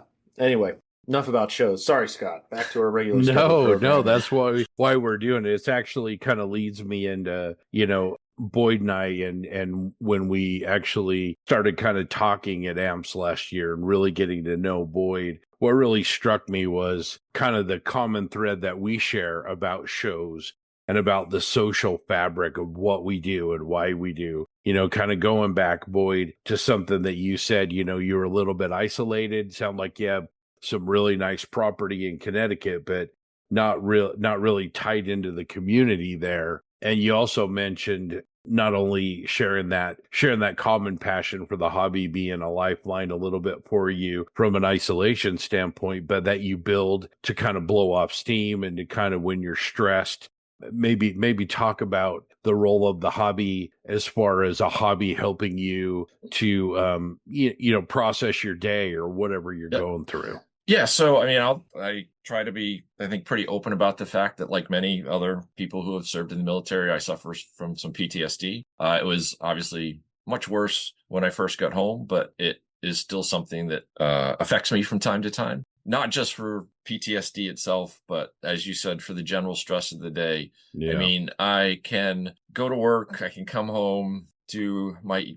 have dinner, do whatever. My wife goes up to bed and she will read for a little bit. And I can come down here and I can just turn on some music, close the door, isolate myself from the world, and I can decompress. And it's very therapeutic. Like sometimes I give myself a hard time that I don't finish more, but like I was commenting the other day, I just finished the decals on the ordnance for my F-16, and it took a long time. I'm not gonna lie, there are a lot of stupid decals for those missiles, but just coming down and taking one missile and putting all the decals on was a sense of accomplishment. It was something I could focus on and get rid of the clutter from the day and the background noise of the day, and just it's a very important part of my self-care, I think. Since we started the podcast, it's amazing that whether, we're talking to somebody in Europe or, Australia or just down the street, how much this hobby plays a role in helping people kind of deal with some of these issues that you deal with, whether it's from military service and that kind of thing or other things. And everybody struggles at times. And absolutely, that part of the hobby we probably don't talk about enough, because I'm the same way. There's days when you go to work and you just give everything you've got and you're dealing with people and you're dealing with things that are out of your control, and you come home and when you sit down on the bench, even if it's for 5 minutes or 5 hours, just that action of taking your hands and picking up whether it's a missile or whatever it is, for us armor modelers, putting together metal tracks, taking 10 links and putting those together, it's amazing how much that you can pour out on your bench of stuff that's really just getting into you. Yeah, absolutely. Yeah. And I mean, I know Grant has talked about this before. Yeah. For his own perspective, but yeah, I mean, and I think like a lot of modelers, by nature, I am a little bit of an introvert. So this is a good place, because for my job, I have to extrovert a lot. When I teach class, like I'm performing for my students, so I have to be, out there a little bit, and that can be mentally and emotionally draining. So coming down here lets me recharge my batteries, and yeah. I think it's become a very important part of my life over the last decade and a half. Oh my gosh, almost 20 years. Holy cow. I've lived in Connecticut for 20 years now. That's amazing. Well, I appreciate you being open and real about this. It's actually something we're going to talk about in our episode, which is sort of, getting into the why do, not just F-16s are cool, because I mean, F-16s are cool. Why do we really do this? Right. That if it was just because F-16s are cool, I think I think people's engagement with the hobby would be relatively short. You do a project, you'd kind of say cool, and then that'd in a lot of cases I think be everything. But the hobby is deeper. I mean, you yes. and I and John especially, we have decades of this community, of this hobby that we share, and so this sort of why I think is really important, and is something that helps us speak the language that we have, and it's why we have the podcast and why we have the community, and why you and I immediately, I mean, I felt like I had known you for 20 years when we started talking at AMPS. It was easy. It was like, here's a guy from Salt Lake City, Utah, and a guy from Connecticut, and they're talking like they're old friends. Yeah. Yep. Yeah. And I mean, I think, it also helps that deep down inside, just like again, a lot of us, I'm a nerd. So, I love history and I love, I grew up with Star Wars and Battlestar Galactica. Scott, I know that's your sweet spot. Oh, yeah. So being able to tie that interest and passion and that piece of my childhood, and obviously Star Wars continues growing with us to this day, but into something that I know is helping my mental health. I mean, it's a win-win. And then, like you said a minute ago, more and more for me, I've been able to become part of the modeling community. I said before, I wasn't a member of a club when I first got back, but then I found a club, and I've been a member of that club for years now. I can't even remember when we started. And I think I mentioned the other day when we were talking, Scott, Zach Pease, who you've interviewed before, he lives a couple miles from me. So he and I get together pretty regularly and hang out. So it's become much more than just a hobby for me. My friends are in this, my best friend Dupes, even though he's 6 hours away up in Maine, my other friend Zach, who's a couple miles away. It's great to have people all around me who are part of this community and can just chit chat and hang out and do stuff together. Yeah, it's interesting. You mentioned the proximity to people, and I would assume, Zach, you met online. You didn't meet him, in the physical world first, right? No, actually, I met him because he showed up at one of our club meetings. Ah, okay. And then he and I got talking, and I thought, most of the guys who come to our club meeting are from central Connecticut. Mm-hmm. But then he and I got talking and he said something. I was like, well, wait a minute, where the heck do you live? And he's like, oh, I live right here. And I was like, damn, that's like 2 miles from me. So small world. And it absolutely is. That's unfortunately I don't think that's the norm in a lot of cases. I've met some good friends through clubs, and I think back to like the 90s or the early 2000s, like when me and you are at a show, we don't even know each other and we cross paths. And I don't want to say I regret not knowing you then, but we are so fortunate that we live in this world now where, for all the negatives of social media, there's some incredible positives. And I think our conversation today is a great example of that, where without it, I don't even know, like, I would just keep walking past you at shows. Right. Absolutely. And we would we might say hi or bump into each other, but we would never get to know each other. And that's what I'm so grateful for, because it's almost, I don't want to say regret because it's in the past. It's happened, but I'm just so damn lucky. And I think we're so fortunate today that we do meet people like you online, and myself and Scott, like, online brought Scott and I together, even though he was eating dinner 3 miles from my house in Pennsylvania in the middle of nowhere. I met him online. So it's really wild to think about these things. And I don't know where I'm going with this other than we're very fortunate, and in that community that we can create that goes from like the digital world into the physical. And I think your examples are perfect to that. And now Scott and I need to make a trip to Massachusetts because we need to go see that museum. Scott. Oh, you absolutely do. I will say one thing about that, John. Mm-hmm. So I went to the IPMS Nats in Omaha, mm-hmm. and it was actually like I was wrestling with whether I would go to an IPMS Nats. I was still, waffling about it a little bit. And it was actually Jensen. He made a comment on one of your pods a couple of months before the show. And I was like, dang it, and I wish I could remember exactly what he said, but I was like, that young British man has a very good point. And, I am. Whoa, hold on. I got to write this down. Well, you're not recording this, are you? I don't want any evidence. No. But it was his comment that made me be like, why am I still reluctant to go to these shows and put myself out there, even just to meet people and hang out? And, I went, I had a fantastic time. I didn't compete because that's not what I was going for. I just went there to see the show and to experience it. And I really think that it's those moments, like you said, John, where somebody half the world away now because of social media can say or do something that impacts you to either build a kid or take on a challenge you weren't going to do or go to a show you might have chosen to avoid. So 100%. Yeah. Jensen is, that relationship with all of us is pretty special. And I think illustrates, as you've said, what's magic about that.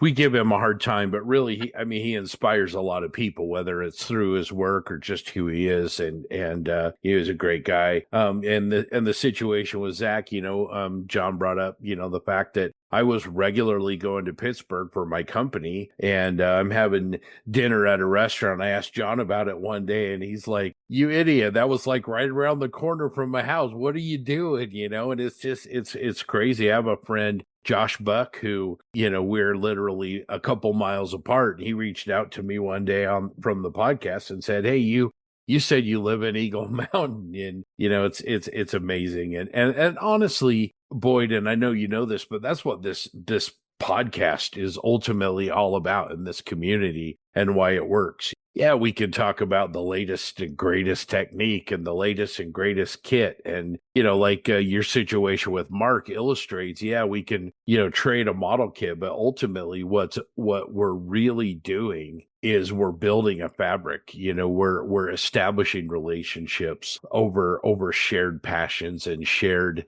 things that we do together that are important to us. And it doesn't matter what you build or how you paint it or, you know, anything like that. What matters is that we do it and we share it and we have that in common. And it's just, it's incredible.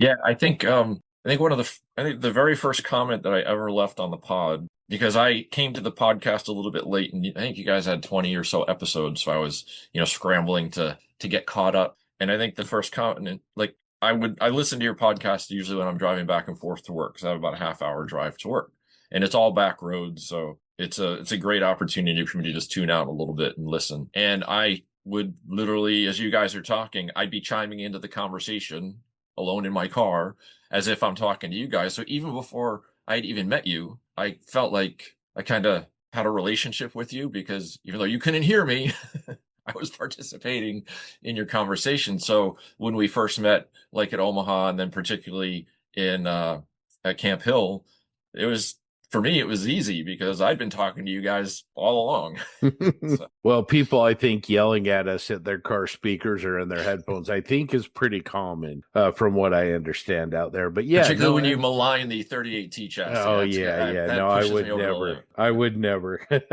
Absolutely never malign that. But yeah, I think you're right. You know, honestly, if you could ask me what the dream was when we started this, you know, would be what would you want to accomplish? Well, what I'd want to accomplish is exactly what you're describing, is that the idea of getting together on a podcast and doing what we used to do. I'm an old guy. I'm a little older than you. At the actual brick and mortar shops before they started going away, right? Yeah. And it's what we do. So anyway, tell me a little bit about the first model that you built where you really felt like, you know what, I'm starting to get this. What was the model that you built where a light bulb kind of went on for you?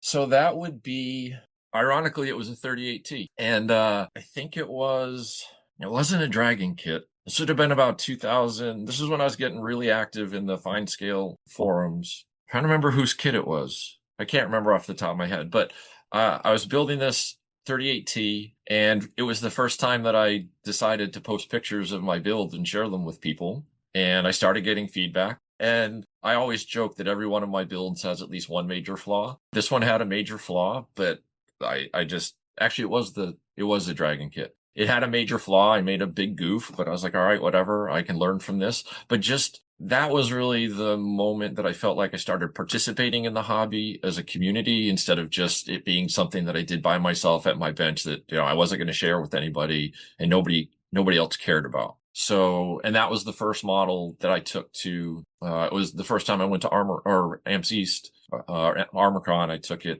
took that model. And that was the first model I ever entered into competition. So that's awesome. That was the light bulb moment. Man, that's really cool. Oh yeah, and then Dupes, that savage, he started, you know, he would always send me like flyers, and I started buying stuff like crazy, and I built a stash, and suddenly I'm like, what is going on? What has happened to me? So yeah. Yeah, just to tell you how old I am, when I started kind of getting serious about it, I had a buddy, and he was an aircraft modeler, and we were kind of doing a lot of that. And when, you know, I think hyperscale had kind of started a little bit at that point, but to get reference photos, we were literally writing letters to Northrop Grumman and asking, and if you were cool to them, they'd send you blueprints and drawings and, that's you know, awesome. old black and white photos from, you know, the World War II and stuff like that. So if you're building a Hellcat, that's what they would do. But yeah, just very much relate to that 100%. Yeah. I hope you still have all those photos. I hope you kept them in a little file somewhere. Those things must be awesome. Yeah, they're pretty cool. I still have some of them for sure. But You mentioned kind of your latest is you've been working on that F-16, but maybe tell us what's one of your favorite models? What's a model that looking back 25 years from now you're going to be like, yeah, I did a pretty good job on that. I'm pretty proud of that one. Yeah, so I built years ago, I built the Verlinden, oh gosh, it's a Confederate cannon and I can't remember which one, but I built it. It's in my display case around the corner. I should go grab it. But and I just that one, like everything seemed to come together and it just went together really well and I was just pleased with I set it in a frame and I put like images of the Union attempt to capture the fort that it was in as around the base. And I just really liked how that display came together. So that was one. And then, to be honest, last year at AMPS, I brought my BA-20 on a little base.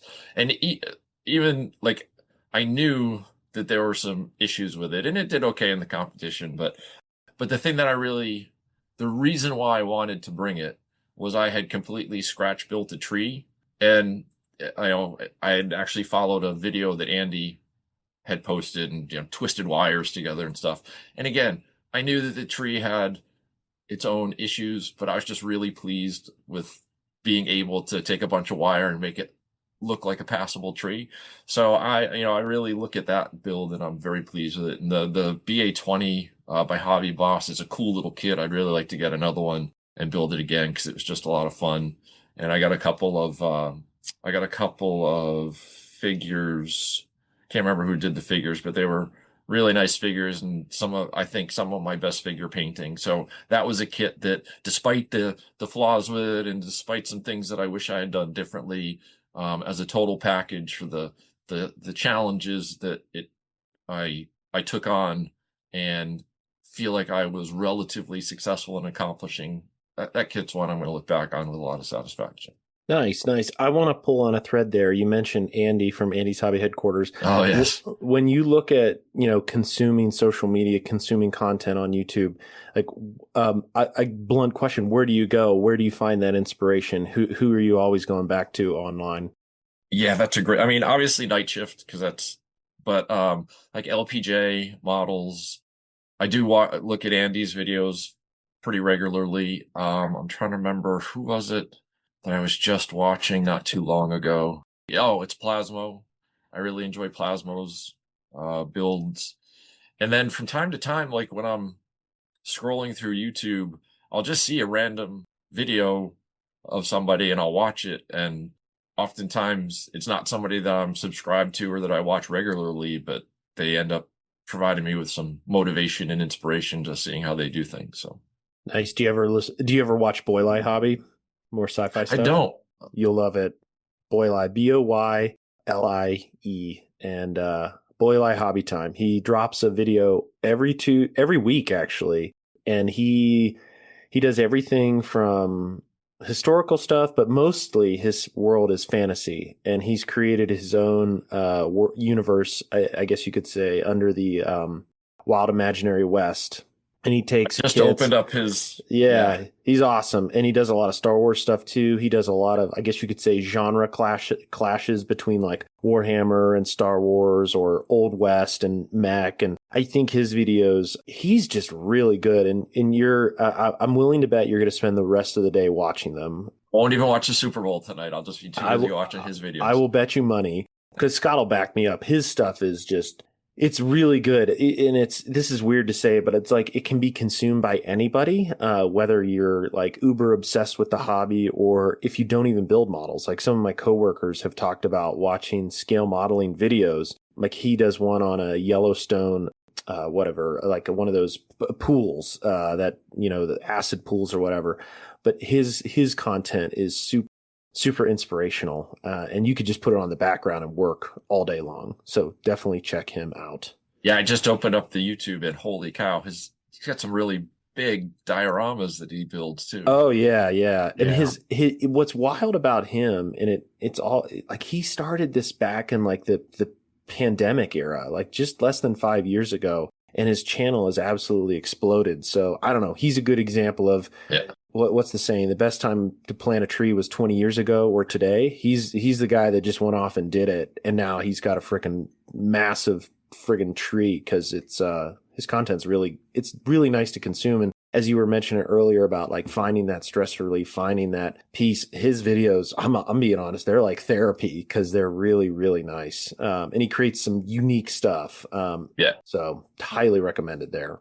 Definitely gonna check that out when we're done. Yeah, doubling down on that. What I like about Boyle Hobby Time is same thing with Andy. You know, when I started watching Andy's videos, Andy will tell you that, you know, right out of the gate, I'm not the best modeler in the world, but he's fearless. He's like, okay, I've got this kit. I'm just going to build it. And Boyle's the same time. If he wants to do a diorama of a cowboy riding on a dinosaur fighting a Jedi Knight, he's going to do it, and you're going to like it. I mean, his numbers on his channel are incredible, but Yeah. I love that sort of fearless aspect of his work. And like John said, every Sunday his videos drop, and I'm there watching them every single time. I try to be this way, but I know that I'm not as much as I would like to be. I really envy those people like Andy or this guy that are completely fearless. You know, in the back of my mind, I'm not going to say always, but as I'm building something, it's like, okay, what are other people going to think? And I know I need to just put that aside. And I think a lot of times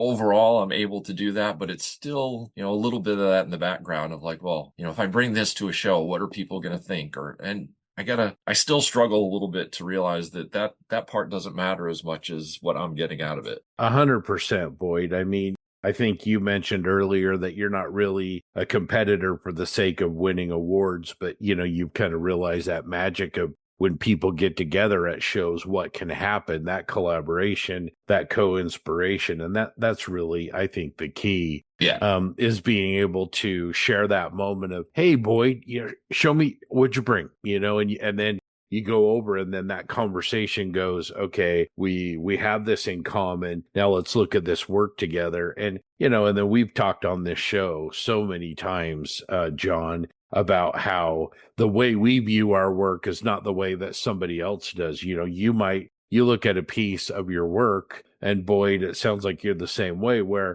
it's like all you can see is the flaw. All you can see is, oh, that decal is silvered, or oh, that panel line isn't perfect. But John and Scott come in and see it. That's not what we see at all. Yep. Yeah. I mean, that age-old adage that we're our own worst critics are our own worst enemies in a lot of ways, because it's our own hang-ups that for me, I'll just speak for myself. It's my own hang-ups sometimes that prevent me from like taking that next risk or just going for it. Like I said, I'm getting better. Yeah, that totally resonates with me. I mean, one of the most recent projects, my recent project, the Sturm Artilleriewagen, the Sav 43, I think is best example of where I'm just like, I'm just going to do it. I don't really care, because if you pull out the judge's magnifying glass, you will find flaws on the Sav 43. It's got minimal layer lines here and there. It's got maybe a misalignment here. It's got, you know, another error here. And look, it's not a perfect model, but I think for me, I threw all that perfectionism maybe out the window. And I'm like, you know what? I'm just going to finish this thing. And because it's such a unique subject, you never see them on the table. I'm like, I could spend another month or two making this perfect, or I can finish it and just move on and like really enjoy that, and then get another subject in. I don't need a medal or anything for it. I wanted to create the piece just to share the subject matter. I've been trying to get better at that lately. And I think for me, and maybe maybe you've experienced this, Boyd or Scott, it's a lot of that just going for it, honestly, is at the micro level too. It's not only at the project macro level, like getting something subject done, but also in certain techniques, like you just sit there and you stew.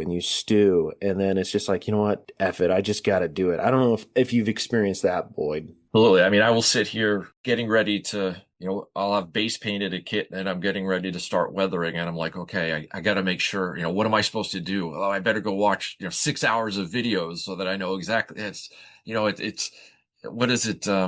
Analysis paralysis. There we go. Right. And, you know, like you said, at some point, I'm just like, just take out your friggin' oils, get a stupid paintbrush, get some mineral spirits and slop it on and see what happens. So, yeah.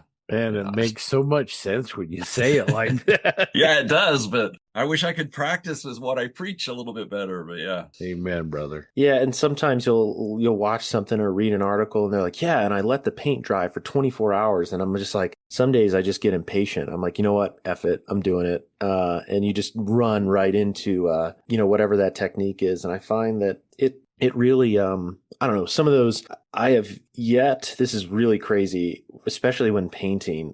I've yet to airbrush like a lacquer paint. And then by the time it's dry in like 15 minutes, I go right to oils, and I've yet to have like a catastrophe. So, I think shout out to TJ for that, because we've learned, I'm like, how long do you wait before you're doing weathering? He's like, well, if I clean my airbrush, I guess that amount of time. So I'm like, oh, okay. But yeah, I think I share that where, sometimes you're also, I don't know if this ever happens to you, but you're like so proud of a project where you're like, okay, everything is going right. You get to a certain step and you're like, I just can't go anymore because I don't want to risk it. And that's where I've tried to break through as well. And I will admit, so I built the Tiger Models VBL Panhard little French. Oh yeah, yeah, I love that vehicle. Oh my God, it's a great little kit. I had a blast with it. And then, like, literally, I'd finished everything, and I noticed that there was a little overspray on the window, on the windshield. And I was like, oh, I can just get that off with a cotton bud. So I dipped my cotton bud in what I thought was,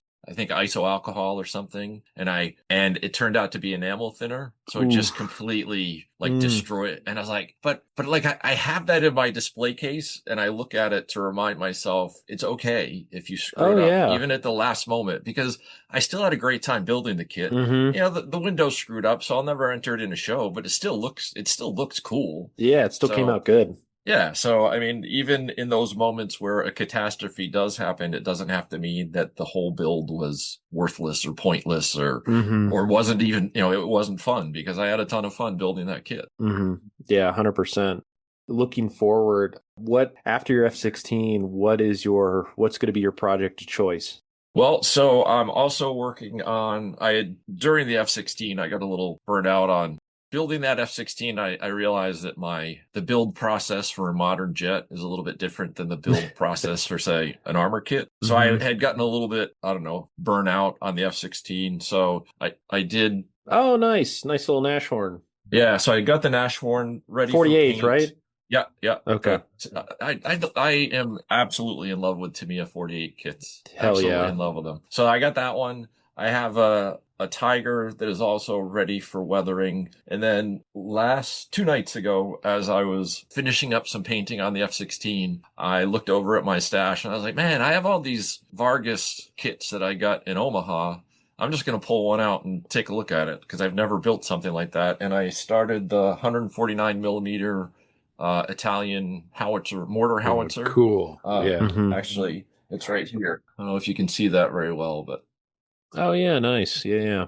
And it's got a little face and everything. But again, learning curve. I realized I learned some stuff working with resin that is different from working with plastic. So that was kind of fun. But yeah, so those are and then, like I said at the start of this, the next kit that I will be starting fresh is the Aufklärungspanzer.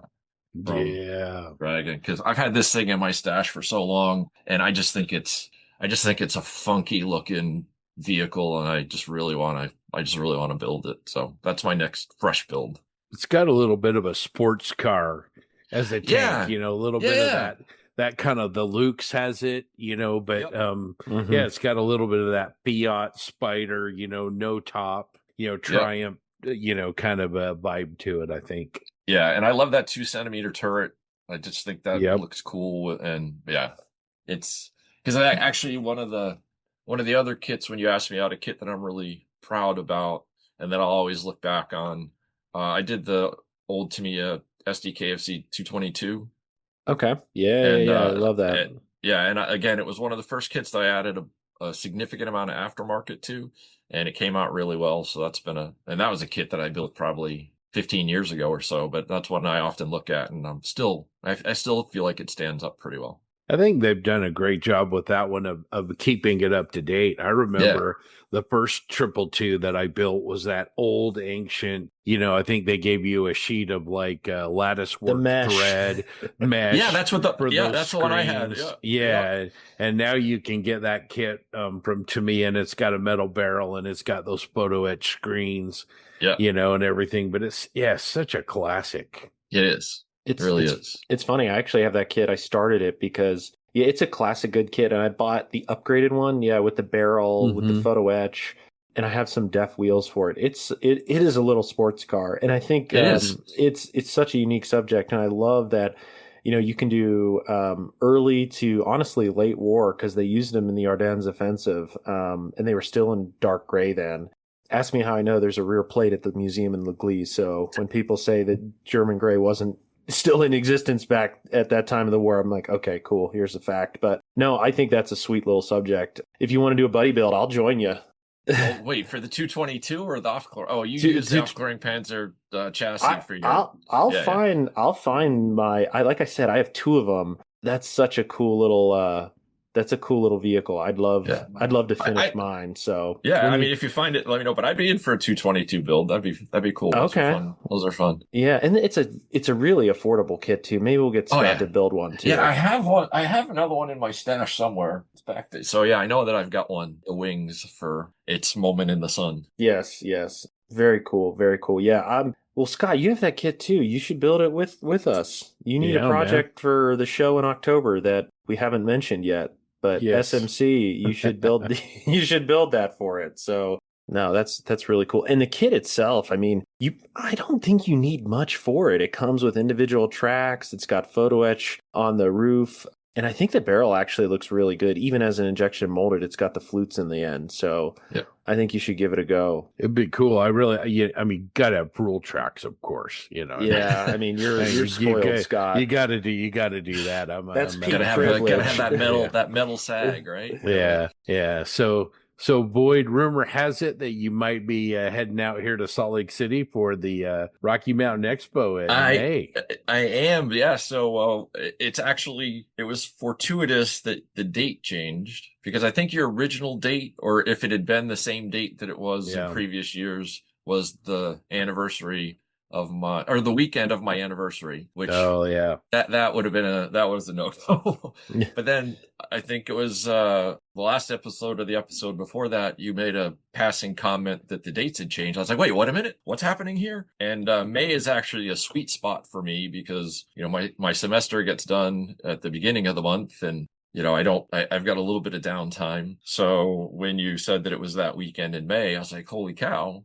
And then I talked to my wife, and she gave me the thumbs up. So I'm on my way. I'm booking plane tickets and renting a car, and really excited to come out and check out Salt Lake City and do some of the hiking out there that you told me about, and then see the Rocky Mountain Expo. Man, it's going to be awesome. We're excited that you're coming on out. We have had to do the change because we got a new venue, which we've talked about, but that's really, really and cool. It looks really nice. You sent me the link for the venue. Yeah. It looks sweet.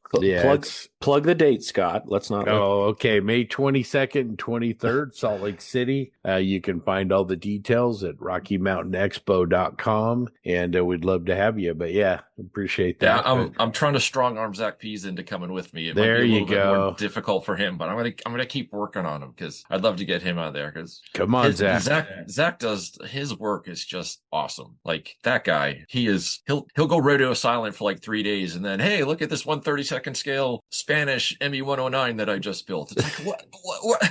Where did this thing come from? So I was noticing that the other day. He had posted something, and just like you said, he'll go quiet for a while, and then it's just banger after banger, and he's really good. I think he's really thoughtful. I like his approach, and he does a myriad of subjects as well. He does. His Star Wars stuff is fantastic. That one that he brought to Amps. I think I'm a clone now. Yeah. That thing was awesome. Yeah, I love seeing, and when we have our build. Our club is mostly we get together and just build and chit chat. We don't have much formal business that we do, but just watching his process again, he I think is pretty close to fearless, because he'll just slap stuff on and try a new technique, and he's got and he pulls it off 99% of the time. His builds are awesome. He's somebody whose work I really admire, and I'm lucky that I get to see it up close. I was just going to say that's a heck of a compliment, to give to somebody. So that's really, really cool. Is there a grand, we ask people all the time, sort of, what's your magnum opus? What's a big project that you're excited about? I see some 16th scale stuff in your stash there behind you, but anything big sort of on the horizon that you think you might be? I mean, so there are two. One of them, I don't know if it's really a magnum opus per se, but when I was in Ohio, John, did you ever hear of was it Slate's hardware store down in Lancaster? And there was a hobby shop in the hardware store.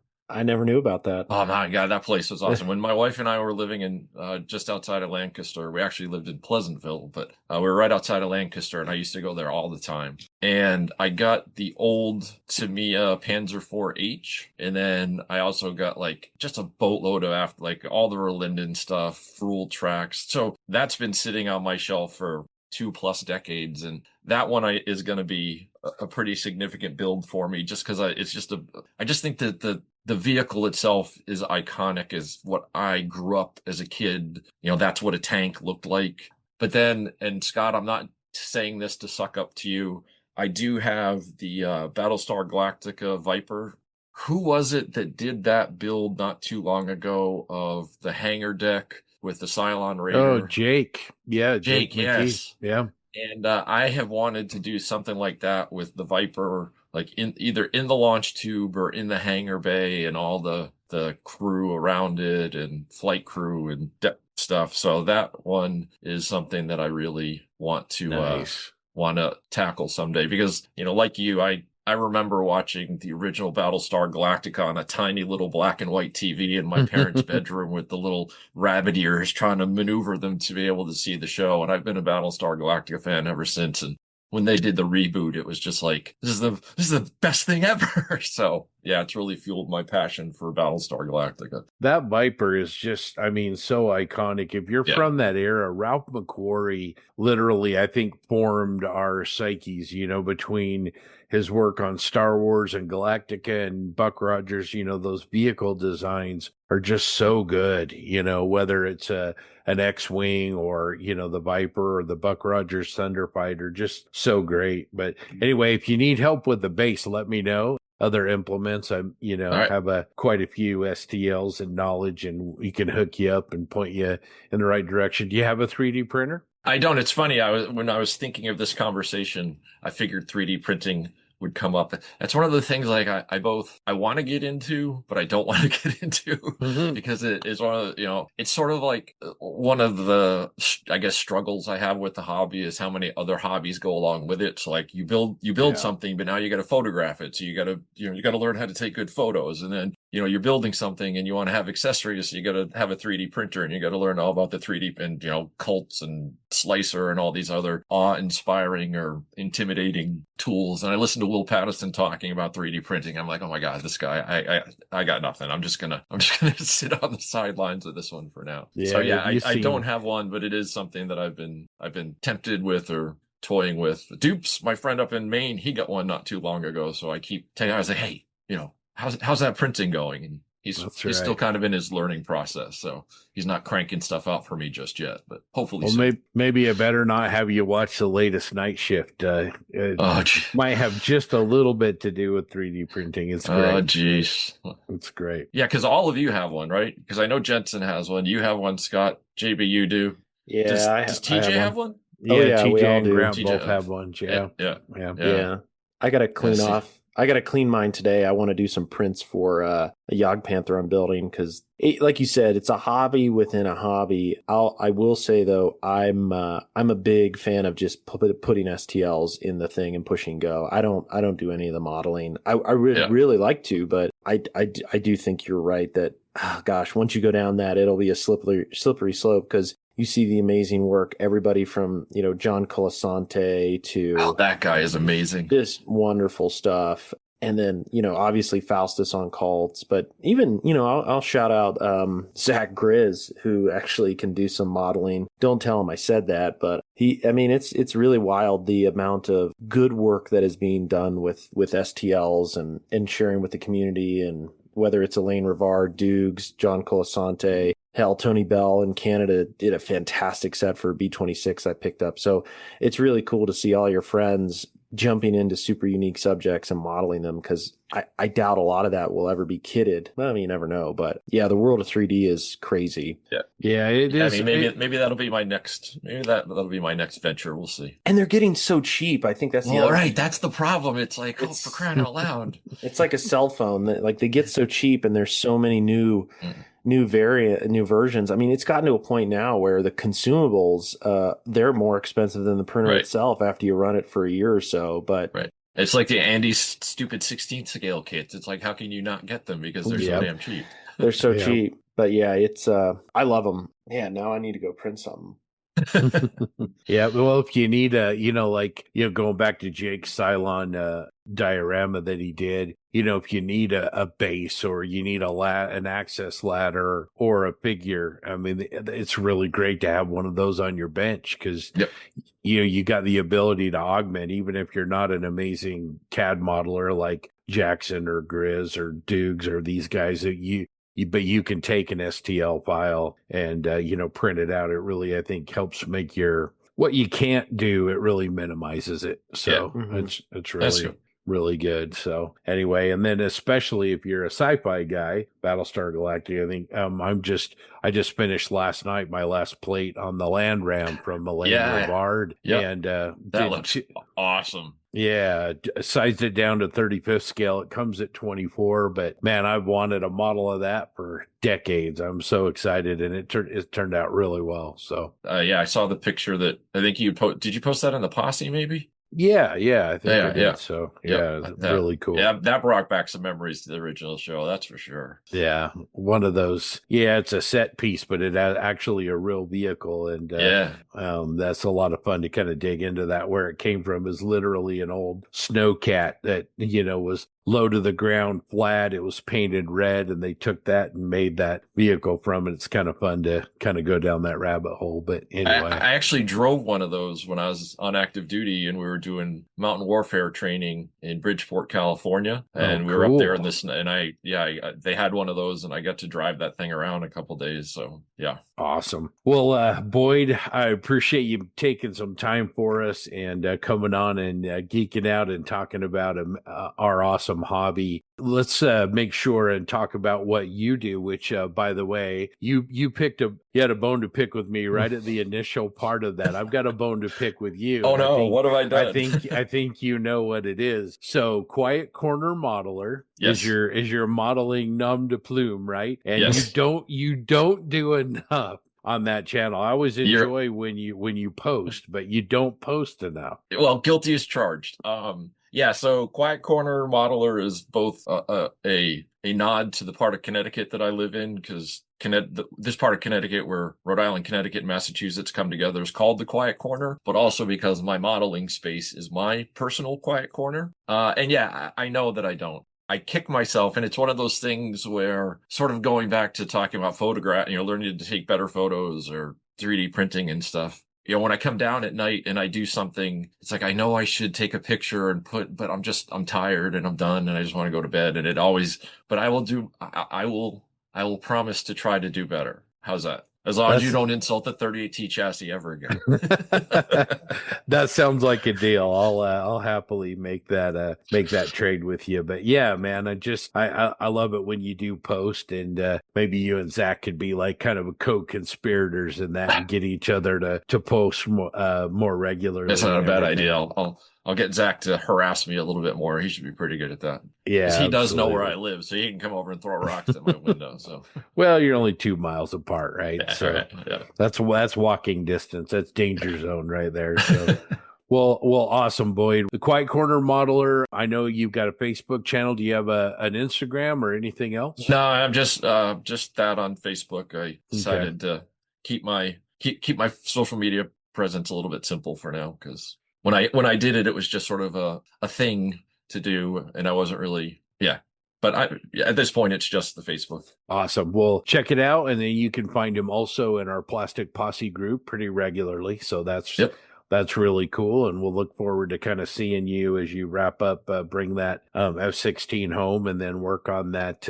I don't even want to say the Panzer, the 38T build as you start into that. That'll be really cool. But man, really looking forward to seeing you again at the Rocky Mountain Expo in May. Super excited about that. And I will say the Aufklärungspanzer is going to have to wait till after your show. I got a couple other things I want to finish up to bring to your show, but I can't start something fresh and have it done by May. I know that about me for my build pace, it'd never get done. So yeah, you sound like me a little bit. I was going to say, you and Scott are long lost brothers in that regard. Yeah, exactly. Well, John, what else do you have for Boyd here? No, this has been great. I really appreciate it, Boyd. Like Scott said, post up more often. I was just going to note, I was looking over your photos on your page, and I think you're wickedly close to our buddy John Anderson as well, Scale Model Doc. I think you've walked probably past each other at shows and museums. So after we're done recording, we'll have to connect you two, because the show you went to, it's typically held in September. I think it's in like a hangar up there in Massachusetts. CatCon? Yeah. You definitely were both at the same show, so you'll have to get to know him too. He's a great guy. Yeah. Has a big following on Instagram, and we'll have to make sure y'all are connected. Otherwise, this has been great. I really appreciate it. I think, as Scott mentioned, post more often. I'm looking forward to that Nashorn being done, and I can't wait to catch up with you at Rocky Mountain Expo. And I might have missed it, but just to confirm, you won't be at AMPS this year, or you will be at AMPS? I will not, because this year Okay. AMPS is in April, and that's right when my School. semester is going crazy. Okay. So I'm hoping that next year, I think they're going back to Pennsylvania next year. Is that right? I think so, but we'll definitely confirm for you, because I hope that when they go back, they do it in May, because if it's in May, it's perfect. But I just can't travel that far during April. Yeah, totally understandable. So we'll definitely catch up with you at Rocky Mountain, and that should be a great time. But thanks so much for connecting with us. Really appreciate the time this morning, and really appreciate being invited on the show. This was great. Hell yeah. And we've definitely crossed paths before, back 20 years ago, I bet. So it's good to be friends now. So absolutely. But yeah, this has been fun. Yeah, thanks. Had a great time. Take care, Boyd. Hey, you guys have a great day. Go Pats. Go Pats. Sorry. All right.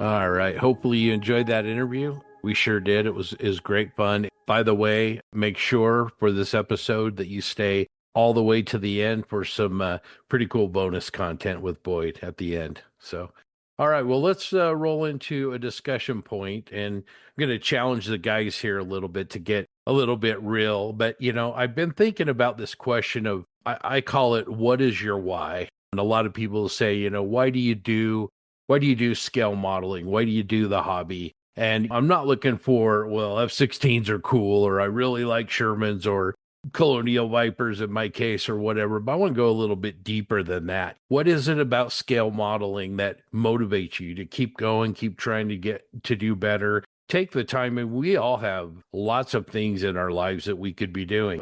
Video games, families, jobs, travel, all those things. But why do you keep coming back to the hobby? Kind of what does it mean to you, and where did you get that motivation from? It might be a second generation or third generation thing. If your dad or your grandparents or whoever did it, it might be the way that you work with your hands, or what it does for your mental health, or whatever that it is. But I really want to get a feel from you guys on what is your why. And I'm gonna start on this with Grant. Grant, what is your why? Why do you keep coming back to scale modeling? It's a great question, because F-16s are cool. Is that cool? No. So I like I've told you guys before, I started modeling when I was like 5 or 6 or 7, because I had really, really bad hand-eye coordination. My dad thought it'd be a great thing to do. So, and he was a modeler. He lived on the Chesapeake Bay and on the East Coast. He carved his own sailing ships or sailboats out of wood and stuff like that. So he thought it would be great for me. So, there's that. Why? For me, mostly, especially older in life, it's more of a way to release tension, stress. And that's the whole aspect of modeling too, because I'm not just talking about putting parts together and stuff like that. It's the research that helps me get away from the daily life sometimes. It's us talking that helps me get away from what's going on in the world and what's going on in my job and all that kind of stuff. That stuff. So when you put it all together, for me, in a short answer, it's my safety valve, the place I go to where I can talk to people about subjects, and it doesn't have to be about anything else but building models or talking about building models or painting models, and I can just forget about so many other things. And that's why I've come back to it. Now, I've, like most of us, have stepped out of it when I went to college and joined the military for a while. And, I just stepped in, stepped out, stepped in, stepped out. But it always ended up coming back to it. And I think it's the reason why is I had that way to release. I needed the release. And this offered me such a way to be productive and being able to not have to be in some kind of aggressive environment all the time. So I think that's going to be my answer. It's pretty much the way I see it. It's a really good answer. I think it sounds like you gain a lot of benefit from doing the hobby. I mean, yeah, F-16s are really cool, but I mean, there's a lot more to that. Yeah. You get to work through things and sitting there at your bench, whether you're listening to a podcast or music or whatever, and using your hands. I definitely can see that for sure. But that's a great answer, Grant. Jensen, let's roll over to you, my friend. What is your why? Why you keep doing this hobby? Why do you keep coming back to it? Do I? That's a good question. Sometimes I don't know. I just do. There's no rhyme or reason for it. It happens to be my creative outlet for anything. It's weird. I'll watch movies. I'll play games. I'll do all that fun stuff. And somehow all that ties back into me thinking, how can I turn this into a model?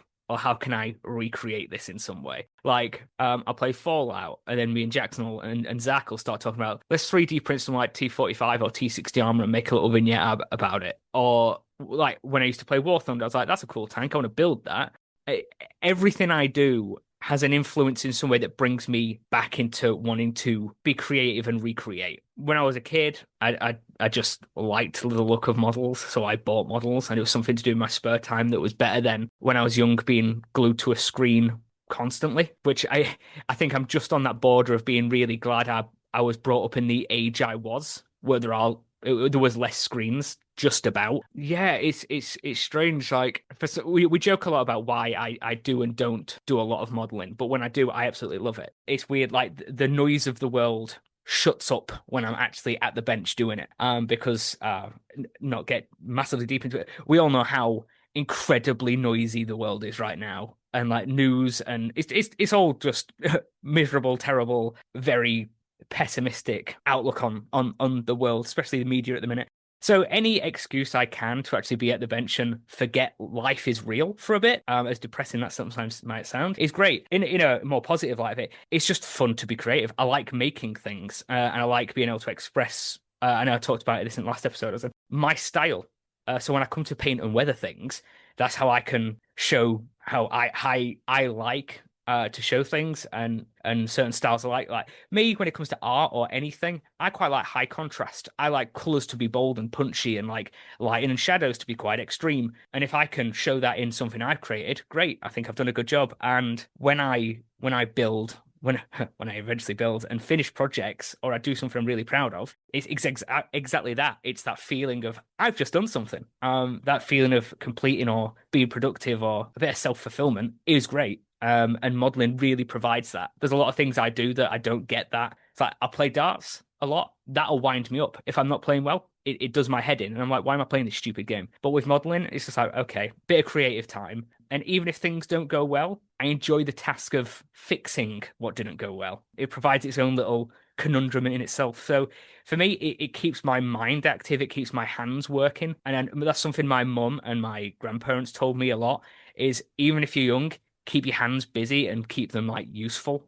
Because if you don't use them when you're older, you'll regret it and they won't work as well. So that's something I really try and do. Even if it's just tinkering and doing a tiny bit at a time, just keep the mind busy and the hands busy. Man, what a great answer. I want to go back and pick at a thread. You mentioned sort of, when you get inspired, you see something and you want to create about that. I think when we went to Europe and we're kind of going around the Bastogne area and seeing all these tanks and all these historic places, I think that really brings home your point of seeing something and then wanting to replicate it, seeing where JB's Panther had actually been knocked out and being at that place and seeing the fence and the house and everything that was still there was really inspiring. And I can see where you were kind of going with that, Jensen. But yeah, that's what I liked when we were going around all these really old European villages and seeing these buildings that hadn't been maintained or serviced for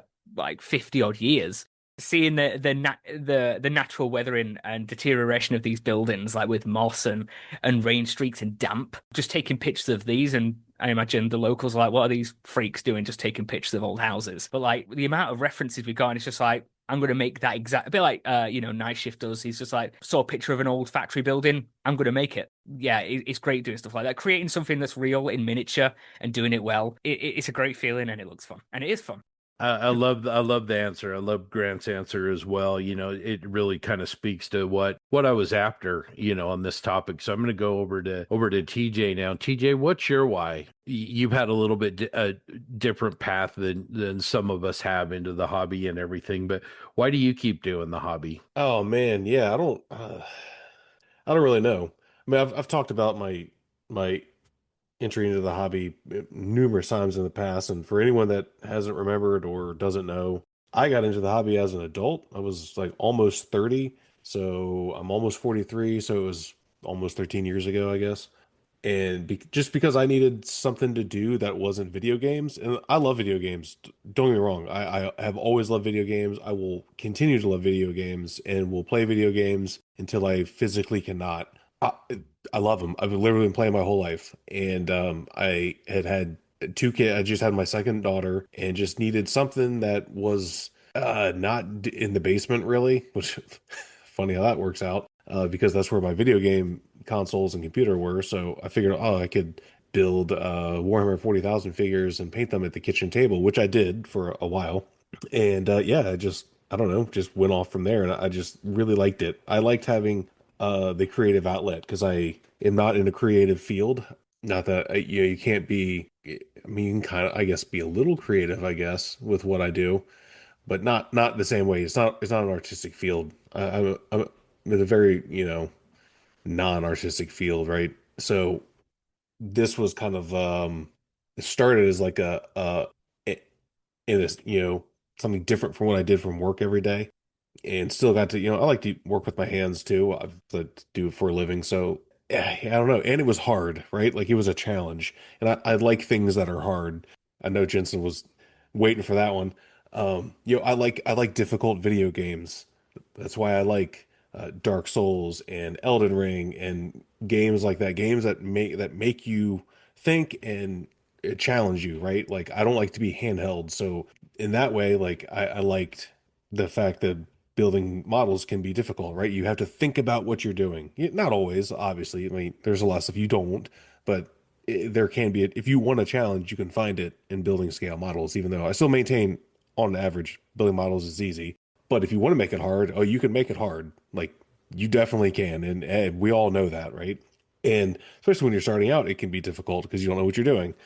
And you also get to learn and get better, which I also like. I like to continually improve at whatever it is that I do, whether it's mountain biking and you ride harder tracks, you tried more difficult stuff, same thing at work. Like I like to be challenged at work too. I don't like to be just handed that doesn't let me think or problem solve or makes you complacent. I've done that before, and I didn't like it. I had to eventually quit because I got complacent with doing the same thing over and over again. And you can kind of not do that with scale modeling, right? Like you can get complacent if you want. We've made that not joke, but like that comment before. Like if all you want to build is Spitfires, you can do that for the rest of your life and be perfectly happy. But if you don't want to do that, you still can. And that's me. Like I like what I like, but I also do other things and build other things, other subjects and other genres and scales and blah, blah, blah, blah, whatever. So why I continue to do it, oh man, I honestly don't know at this point. Other than I just have fun, like as cheesy as that sounds, and my friends do it, so it's something we all have in common, and obviously friendships have grown out outside of that, but it all goes back to that common thread, right? Like I was just talking to my wife about it the other day because, my younger daughter was having friend issues because she's in middle school and middle school girls suck. And like, it's just this whole thing. And my wife was trying to explain to her that like, hey, you're probably not going to be friends with these people for the rest of your life. I know that's difficult to understand right now, but that's maybe hearing that will help you put some of it into perspective. And that's difficult for a 14-year-old, no matter how mature they are. And when we were talking about it, I was like, yeah, funny you should say that, because she's like, oh, I only have like 2 friends that I knew from high school that I'm friends with now in my mid 40s. I'm like, yeah, I'm not really friends with like general, like not friends with them, but not people that I talk to every day or see every day. I'm like, I've made all of my closest friends within the last 5 to 6 years, right? So like, yeah, that's what, not to be too sentimental, but that is part of what keeps me going and why I enjoy it. And look, I'm a competitive guy in a lot of ways, not with everything, but when it comes to model making, I do like to be. I'm competitive. We've talked about this before, and I don't care how anyone wants to judge me over it. I like to compete. In a particular, certainly, like I don't like 1, 2, 3s. We all know I made that very clear. But that's why I like the shows that we go to, because I can compete against myself more so than against other people. I'm not I don't really like to like beat people to like win over them, but I like to compete and really against myself or against whatever the standard is, which is why we go to the shows that we go to and why those are the shows I choose to compete in, because I'm competing against what is considered the best, not necessarily a person. I'm not competing against one name. I'm competing against the idea of like, this is what it needs to be. Okay, well, I'm going to try to do that, and I'm going to try to meet or exceed that. And it's like chasing that dragon, right? Like that's because that's always continually evolving. Then I will also follow that and continue to push myself until eventually one day I'll give up, I guess. Probably can't, I'm not going to compete forever, but yeah, I like winning trophies. I don't give a fuck. Like that's part of the reason why I continue to do it. And people can say whatever they want about me and be like, that's not the reason why you should model. Like, yeah, it's not the reason why I model, but it's one of the reasons why I like doing it. I like to enter shows and try to do the best that I can. And I don't think there's anything wrong with that. Yeah, there's not. And everybody has their own approach and their own way of doing it. But I really like how even in that last point that you made, you kind of, your introspection was sort of like, I like to problem solve. I like to challenge myself. I like to take sort of a puzzle and unravel it or create it in a different way. Yeah, I would say, I mean, that you can find all those things in modeling. It's also why I like to build Legos still in well into my 40s. Like I love building Legos. It's really fun. I've got a whole bunch sitting over here that you can't see off screen. So, and you can see the DeLorean behind me that I haven't built yet. So yeah, like, and I, part of what drew me to the modeling anyways, I built a load of Legos when I was a kid. That's all I did. That was my thing. And I still have all of those Legos. I have every single one. I've not gotten rid of a single brick. I have them all in like multiple Tupperware, like those big like Tupperware containers. And I'm never going to get rid of them because I love them, even though I'm not going to build them either because they're just collecting dust. But that's awesome. That's a great answer, TJ. Nemo, let's put the heat lamp on you. What's your why, man? Why do you do this? Why do you keep coming back to it? Man, I can't believe, like, I don't know about you guys, but it's absolutely without a doubt for the chicks, man.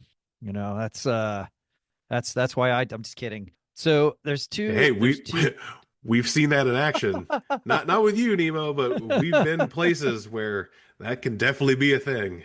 Oh, and yeah. That person knows exactly who he is. And we were laughing about it yesterday because there were some people that hadn't heard that story. So I'm just going to leave it at that. But yeah, if that's your thing, there are shows you can go to where that can happen. Yeah, maybe not a model show, but Oh no, it was a model show. Oh goodness. All right. Well, cool. No, I think there's two. I do. I'll try to do this really brief. I promise. So, a Reader's Digest answer here. There's why I model, and then there's why I do the podcast. So, and those are not exactly probably the same. So the modeling and why I model and it goes back probably to, and we talked about this, like TJ kind of said, he talked about it a million times, why I build, what I build, and all this stuff. But there's really a more, I guess, a deeper sort of reason for it. And it's sort of this passion that started when I was very young,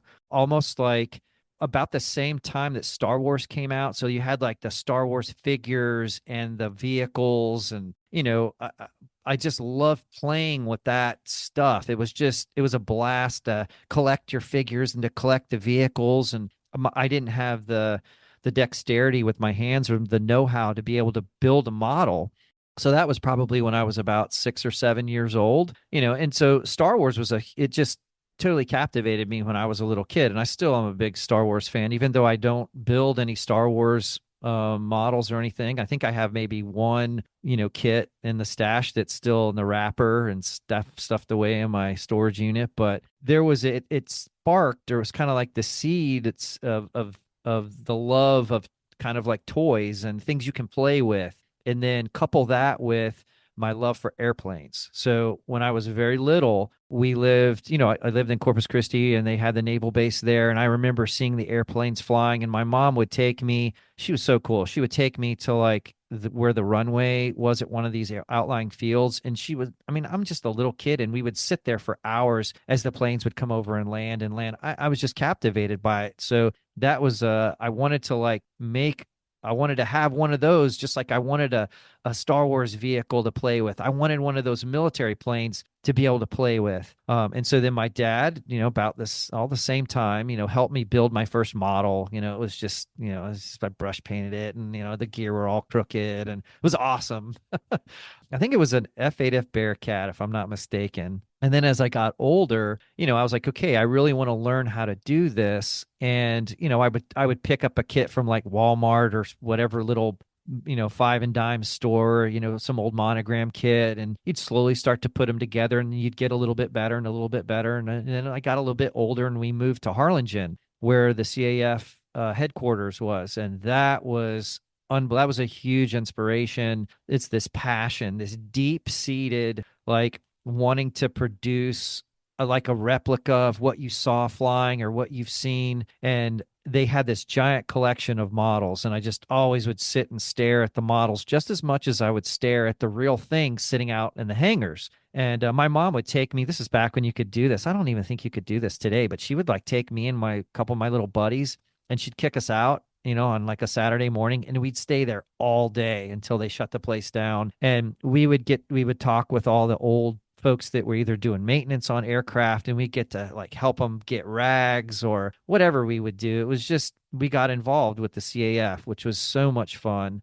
And then, I became a teenager, and believe it or not, even the teenage years is when I started building more than I had before. And I just learned about what an airbrush was, and I could make a better looking model. But again, it all kind of goes back to this sort of passion of aviation, real aviation, model building, creating something, being passionate. And I don't know, did it spark like when I would play with the models or build them? It's almost like some type of not to go too like deep, but it was like the dream at the time is like the dream of being able to fly airplanes for real. So when I'm like, doing back and forth with the little models and making the buzzing sounds and the jet sounds, it's like I'm dreaming of doing that, as a kid. And to be honest with you, that's where the passion comes through for me to when I joined the Navy. Like I knew that that's what I wanted to do.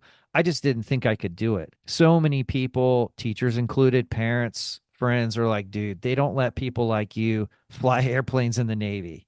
You are too much of a class clown to even think about doing that. And I was just, after a while, you just believe that. And then I don't know, something just kind of clicks, and you're like, screw them. I want to do this. I want to do this. I'm going to do this. And then off you go. And then your whole life changes. I won't even get into all of that. But again, it goes back to this deep rooted passion that is way down inside you, that because you won't make it through flight school if you're not motivated and you're not passionate about it. Just kind of like, I think if you want to become an accomplished modeler, if you're just kind of like meh, then you're not going to want to put in the effort. There's so many things in life. People just want a quick and easy fix. They want to be able to do it fast, and it's like it doesn't work that way. Like people are like, how do you paint this way, or how do you make your models look this way? And then I say, well, I do all of these things, and they're like, forget it, man. That's just too much work. And I'm like, well, okay, then your stuff's not going to look like that, So I do it and then you put all of this effort, all this work, and then you're rewarded with your wings of gold, or you're rewarded with a model that you're super proud of. And then it just motivates you to do another one and another one and another one. I think that's where it kind of comes from. There's so many different layers, and to answer the why, it's really difficult because there's so many things that play into it. But I think if I had to put my finger on one thing, it's just a passion that you have for being creative, a sense of accomplishment, and going after your dreams, and model building and aviation and all that's all kind of wrapped into one. So that's why I do what I do. The chicks are just bonus, stuff. You mentioned having a reason to do the podcast as well. I mean, Oh boy. let's tug at that. But I mean, yeah. you guys have a great podcast that you do, and obviously Thanks. we all share that love. But what makes you do that? Man, I gotta tell you, that's a much easier answer. And it's the people. It's the people that we have touched, and it's the people that have touched us. So there are some things that have happened because of the podcast that first of all, we never thought anybody would listen to us. Like, we're like, who's going to want to actually listen to us retired Navy people talk about stupid sea stories and models and stuff? So we're always so happy and jazzed that people even want to listen to us. But when you actually reach people and you realize that you're being a positive influence on them, not just from a modeling perspective, but from a life perspective. Like, I'll share one email that we received. I can't remember the gentleman's name, but the bottom line was he was an Army vet, and he became addicted to painkillers, and it almost killed him. And the therapist, when they were trying to help him recover, he wrote us this email saying how she basically told him, you need to find a hobby, or it's not going to go well for you. You've got to find other things to help you get through this. So he got online, and he's like, I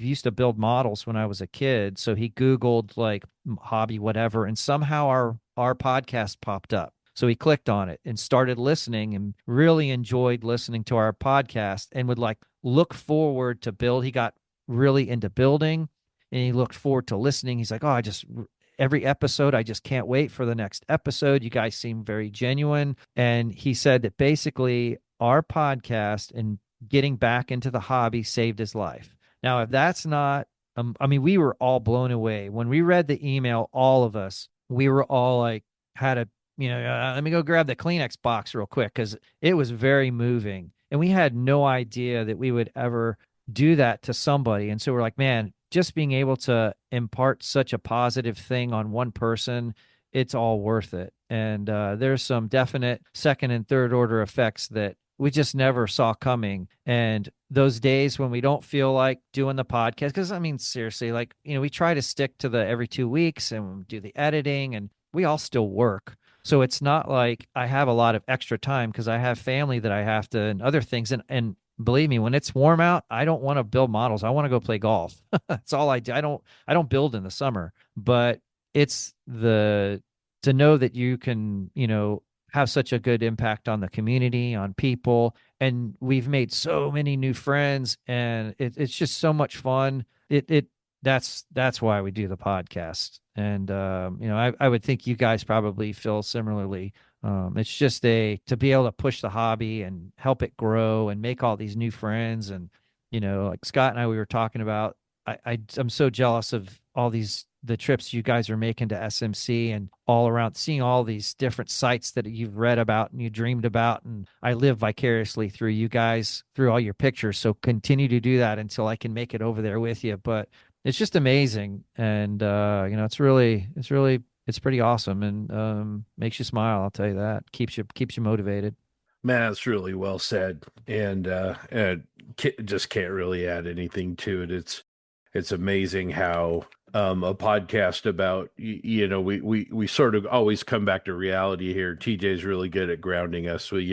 At the end of the day, we're putting paint on little plastic toys, right? I mean, in some ways, you don't want to get it any more serious than that, but yet it is more serious than that because we share a passion and a language that we all speak, and I think that allows us to develop a relationship with people. You mentioned the email. We get emails all the time saying, I consider you guys my friends, and there's no higher compliment than that. And so anyway, really, really well said, Scott. Yeah, it's just like you said, just to when we all met in Vegas and with all podcasts, we had that breakfast, and it's the first time we're all meeting each other, and somebody yelled out, like, did we just become best friends? Yep. It's like we had known each other for years and we had known each other for 2 minutes. So yeah, it's pretty awesome. Yeah, breakfast in Vegas, baby. That was good times. Yeah. All right, John, target's on you now, buddy. Oh, geez. What? You got me shaking in my boots. What's my why? What's your why, man? That's a really loaded question. It's a really deep question. And I'll be serious in the sense that I think I'm very similar to all of you, especially Nemo. But I'll also say, I'll caveat for my answer. I am obsessed with this hobby, and not everybody is, and that's okay. But I am obsessed, and I'm unapologetic about it. I spend my money outside of food and living goes to this hobby.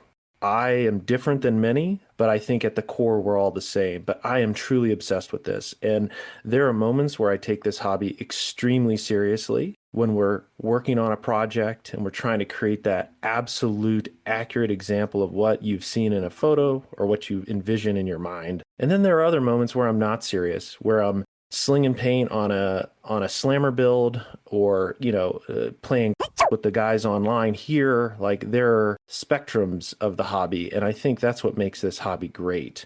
But at the core of all of it, I am obsessed, and I'm unapologetic about it. My life is planned around it, and you know what? I'm unapologetic because it makes me happy. And for those that any spectrum of the hobby, whether you're just dabbling at the kitchen table or you have a room and a basement dedicated to this hobby, I think we all share that common why, and it's obviously bringing us joy. But with that, I say that because my experience and my why is influenced by a lot of that, where I'm obsessed with this. It's something that I have had my entire life. Honestly, my entire life. I literally remember growing up, and some of the first memories I have of going to my dad's dental office was he had this spare operatory in the back that he never really used, but it was just like the kit stash. And that was at the office. And then obviously at home, we had a room behind our garage that was never finished, but it served as kind of like the hobby shop of the house. And so I constantly grew up with it. It influenced my education. It influenced my career. It's influenced who I am today. And the why is because it truly brings me joy. Every aspect of this hobby brings me joy, whether it's working on that minutia photo etch piece that you need to put on a model to make it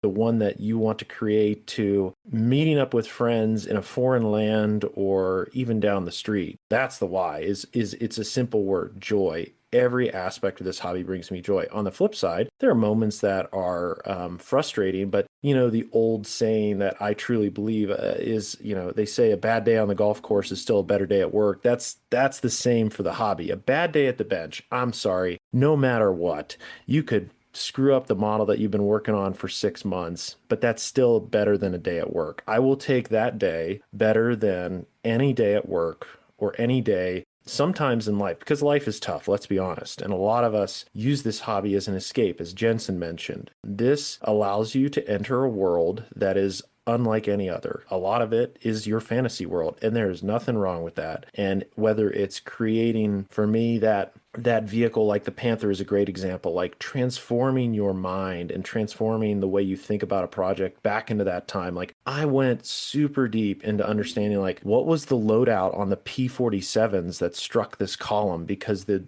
entry marks on this vehicle are not of a rocket. P-40s at the time, they carried 500 pounders. Why?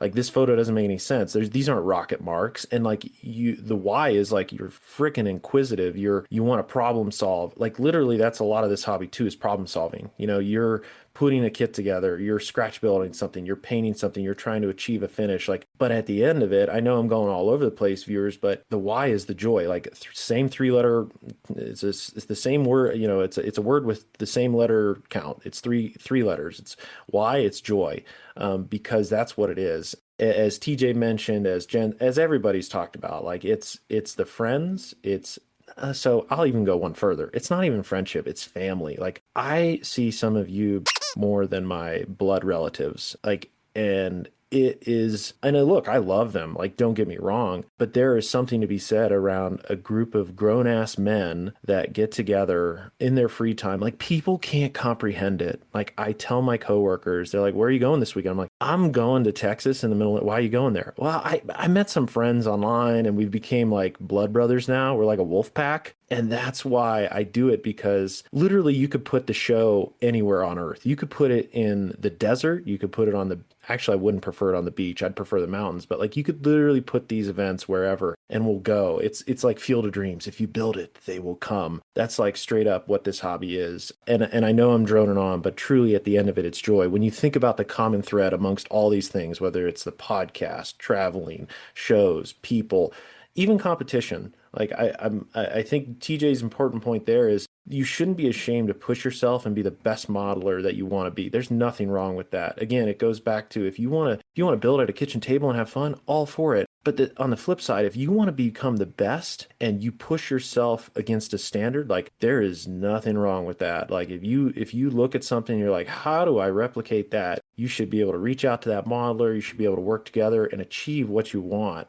Just because a hobby doesn't mean you can't take it seriously. Like I said, I'm obsessed. I take moments of this hobby seriously. So long story short, it's the joy, and it's the joy in every aspect of it, whether it's literally buying a kit, retail therapy, because that's joyful. And you know what? I don't care. I'm going to buy it. It's my money. I earned it. I can do whatever I want with it. I always laugh when people are like, "You spend, why would you buy that?" Like, and you see all these commentaries, and I'm like, "Cool, yeah, that's me." Like, you do you, man. Like, but retail therapy is fun for me. I always have an ambition to build it as well. And that's, I guess, maybe that's where I'll go to say too, like whether you're collecting kits, whether you're building kits at your kitchen table, whether you're spending a year on a project, if it's bringing you joy, that's what it's all about. And that's what it's about for me. So have that joy and find joy in the hobby. And if you're not having fun, try something else in it. So that was a long-winded answer, Scott. You mentioning the fact that like you see a lot of us more than you see your family, which I've made similar comments to you guys too.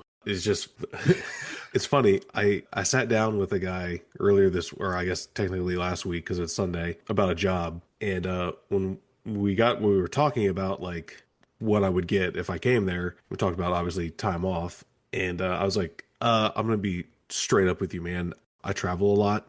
So for like the last at least 3 years, I go to Europe for a week. And he's like, "Oh, that's really cool." I'm like, "Yeah, I go with my friends. Wives don't go. Kids don't go. It's just my friends." And he's like, "Oh, really?" I'm like, "Yeah, it's a whole thing. But I just so you know, I have to set at least a week of any time off I have to go to Europe with my friends." He's like, "Okay, cool. Yeah, that's fine." I just thought it was funny. I was like, "Oh." I've had that same conversation. If a major milestone's happening at work, I will be there and I will miss the trip in October. But like that is a line in the sand where I'm like, I will bring my computer, I will work remote if needed. But unless we're lighting a jet engine or flying an aircraft for the first time, I'm in Europe. It's weird, but I guess it's not weird because we all had that conversation. But that's I'm the same way. I set those boundaries at work, I guess you could say. Yeah, unless it's DEFCON 4, this is happening. I love that. I love TJ that it's part of your negotiation. So I'm going to go, and then I want to open it back up if anybody, wants to discuss anything we've talked about. Going last is kind of great because you guys all touched on things that have meaning, for me as well. And you guys know that I'm kind of a sappy dude, and kind of an emotional guy, and tend to get sort of tied up in memories and things. My why really, there's a couple different things that you guys have all talked about that really are the answer to me. The first is, with regards to, Nemo was talking about basically modeling, representing sort of like little bite-sized pieces of your dreams. My initial moment, I've talked about it a lot, but my initial moment was when I was a kid. I just loved Battlestar Galactica, and I had a toy.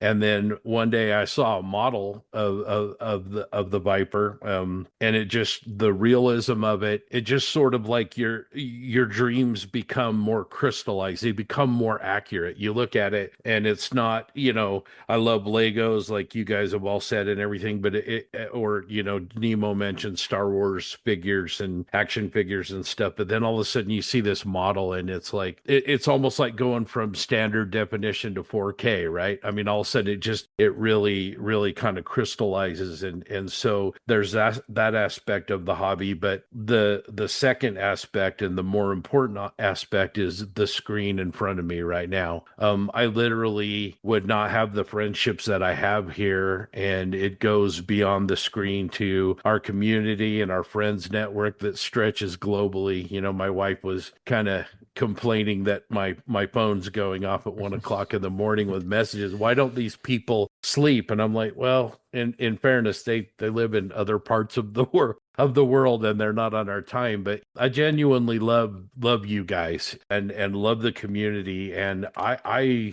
because I'm a sappy old dude, I want to share that with people, and I want to break down walls. And whether, that's why I do a show, and that's why we do this podcast, is because of you guys. And my life is so much richer and fuller because we share the passion. John talked about the joy. We share that. And talking to you, whether it's once every 2 weeks when we do this, or being able to ring a guy that lives in the UK halfway across the world, or a guy that lives in Virginia, or a guy that lives in California, or when I talk to JB like pretty much every single day. My life is fuller and richer because of all that. I love the little memories in my pockets. It's like my relationship with music. And I know a lot of you guys share that with me. Like, I can hear a piece of music and I can go back to 1987, and I have a memory that I associate with that music. And it's really, really strong and powerful. And modeling is the same way. I have a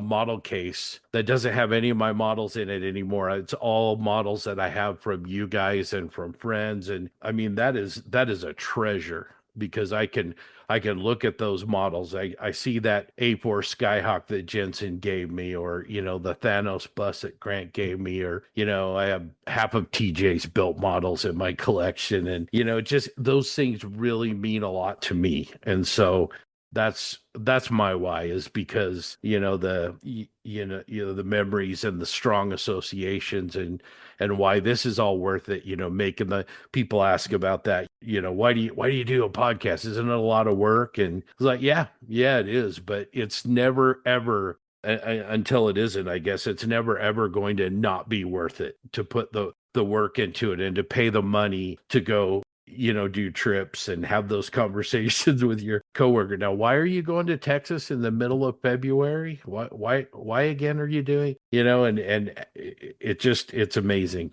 Yeah, that's my why. So anyway, I'm going to open it up now. Everybody, I really appreciate this. This is a question I've wanted to ask for a while. I just wanted to really kind of get into each of your psyches, and I really appreciate you guys being real and being open, but with me and answering it. But I don't know, Jensen, what do you think? I like that Scott mentioned, like, why you do the hobby and why you do the podcast. So the podcast one's easy for me. It's why we're all millionaires. Everyone knows podcast hosts earn so much fat money. No, seriously, the podcast question, it's kind of like what you said. I'm contractually obligated. No, I genuinely enjoy it. There's not many people, I'd say there's not many people in my life I could talk to about my hobbies and interests. That's by choice. I'm not a social guy, really. So the times I do get to be social and talk to my closest friends, who ironically, physically could not be further away. I love it, and I get to share that with listeners and an audience and people who share that same mutual interest, like with the same amount of passion. It's great because I've tried to talk to other people who aren't modelers, and they just don't get it. They're just like, oh, so I'm like, oh yeah, I build like miniature tanks, and like, oh yeah, so Warhammer. I'm like, no, that's not what I mean, but okay, you you don't get it, fine. And I don't even bother trying to explain it. I'm just like, I think I'll just save my social battery for the people who get it, and I enjoy spending my time with them. And it's great. Like I say, these all my friends are American. It's great, and it costs a lot to do. Just want to go back to these trips. They're not cheap, but for what you put into them and then what you get out of them, they massively outweigh each other. And if it wasn't for like you guys and the whole like podcast community and the people who listen and support and the friends we've made in this hobby, I wouldn't travel the world. Like I always wanted to go to America, but this was the antidote, not the antidote, the conduit to make that happen. It was always an idea, and then I remember, I think it was TJ actually who reached out. It was just like, hey, we're doing an M3 M4 group build. Do you want to join in?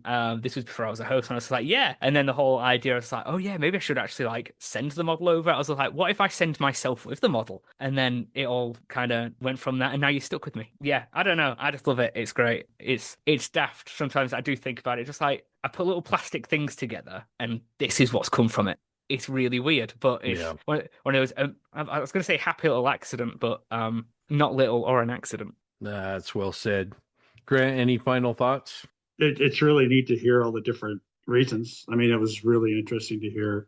I do have a question for TJ though. What took you from Warhammer to Armor? What was there just the next phase for you, or did you see something, or did you read a book or something like that? No, I think I'm fairly certain I've mentioned this before, but it was Warhammer to Star Wars to Armor, and that was all because of Andy Moore, because I found his work. I found a YouTube video, like I can't remember whose it was, about building some fine molds kits, Star Wars kits, and then just I guess Googling that, I found Andy Moore's work on Brit Modeler, and then he also did Armor. So I'm like, oh shit, there's tank, like, oh, I can build tanks too.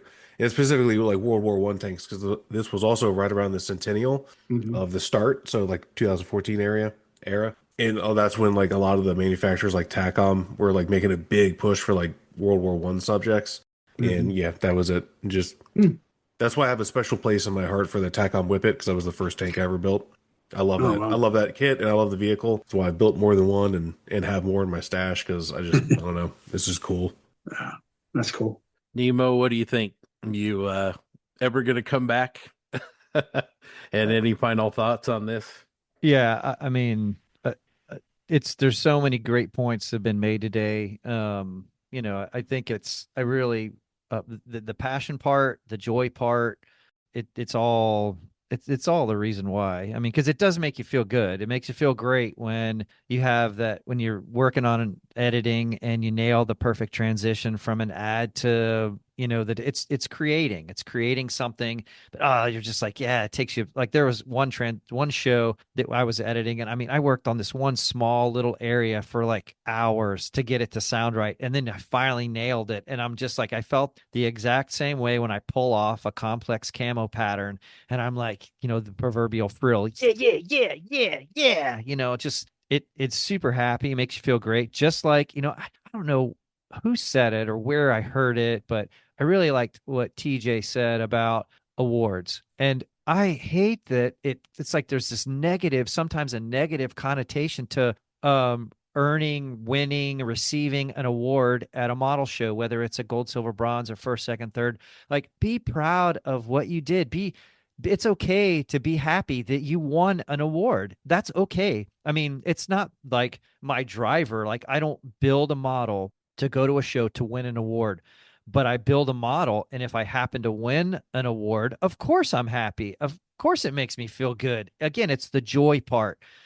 So yeah, it's just, I always just kind of cock my head a little bit and raise my eyebrow when people kind of dump on the award part. I'm like, dude, don't feel bad about being recognized for your work. Like, enjoy it, have fun with it. And yeah, but it's just, it always drives me nuts when people kind of poo-poo the whole, you shouldn't be building for a show. You shouldn't, there shouldn't even be awards or what. And you're just like, oh my God, quit nuking this stuff. Again, I love the whole, we build toys when we paint them, So like some people in this world, I'm not going to mention names, just chill out, man. Quit nuking this. Like yeah, yeah, it just drives me nuts. Just, enjoy the hobby. It's so freaking awesome. The community is amazing. We're all brought together by that passion and the joy. We all share it. And, it's just it's a good time. And if you're crapping on it, then I don't know, maybe you need to take a look in the mirror and figure out why you do what you do and why you do this hobby, because maybe you're missing the boat. Yeah, I'll just echo that too. I think for me too, around the it's like recognition, and it's not beating up on each other. Like the whole 1, 2, 3 thing, that's where we can throw that away. It's gets back to what you mentioned, Nemo, and especially what TJ said. It's against a standard that you're pushing yourself towards. So I think you should be extremely unapologetic about that, because you're just trying to better yourself. And if you win an award, dude, that's a sense of accomplishment. Like take pride in that. Like you've accomplished something that's hard to do, and you've been working at it, and you've probably sacrificed a lot to get there, whether it's time, pushing your limits, like all of that. You should be proud of, because that is an accomplishment, and it's getting back, it's not beating up on X person or Y person. It's literally yourself and testing your own limits. And I think that's I don't know, that makes the hobby fun too. That brings joy. Who doesn't like to be recognized for a job well done or hard work? And again, if you're building at your kitchen table and you don't want to do that, that's totally fine. But there's all kinds of spectrums of the hobby, and I've played in all of them. So, and I'm here for it. Like one of my favorite shows is a display only show that I just went to last week. On the flip side, one of the shows that I absolutely love is at the highest level of skill there is in the hobby, and I like to go there and see how I can better myself and participate in that environment. But those are two wildly different perspectives and two wildly different approaches to a show. But at the core, they're all the same. I mean, it's socializing, it's seeing other people's work. So there are similarities. It's just that aspect of the show couldn't be more different. And I love each of them for that reason. Yeah, that's well said. Nemo, we really appreciate you taking the time to jump on here, but we share the same passion.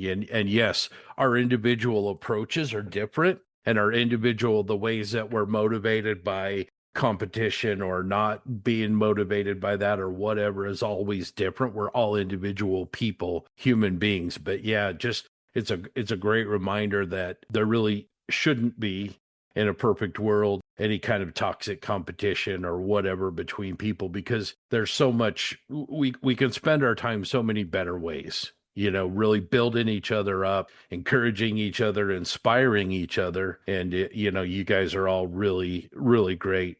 Certainly at that part of it, helping to motivate improvement because of what you sit down and what comes out of you on your bench. That's really for me kind of just a massive part of it, is the inspiration when you see that latest night shift video, or you see that latest post on the Plastic Posse, that just blows you away. You're just like, oh man, that is so cool. That's what we share. And so many models to build. None of us are, I don't believe, at the end of our stashes, and probably won't be there anytime soon. I mean, I believe Nemo used the term storage unit in context of that. So I do. I have a storage unit I keep my stash in. It's probably up to 800 now. It's so Yeah. funny.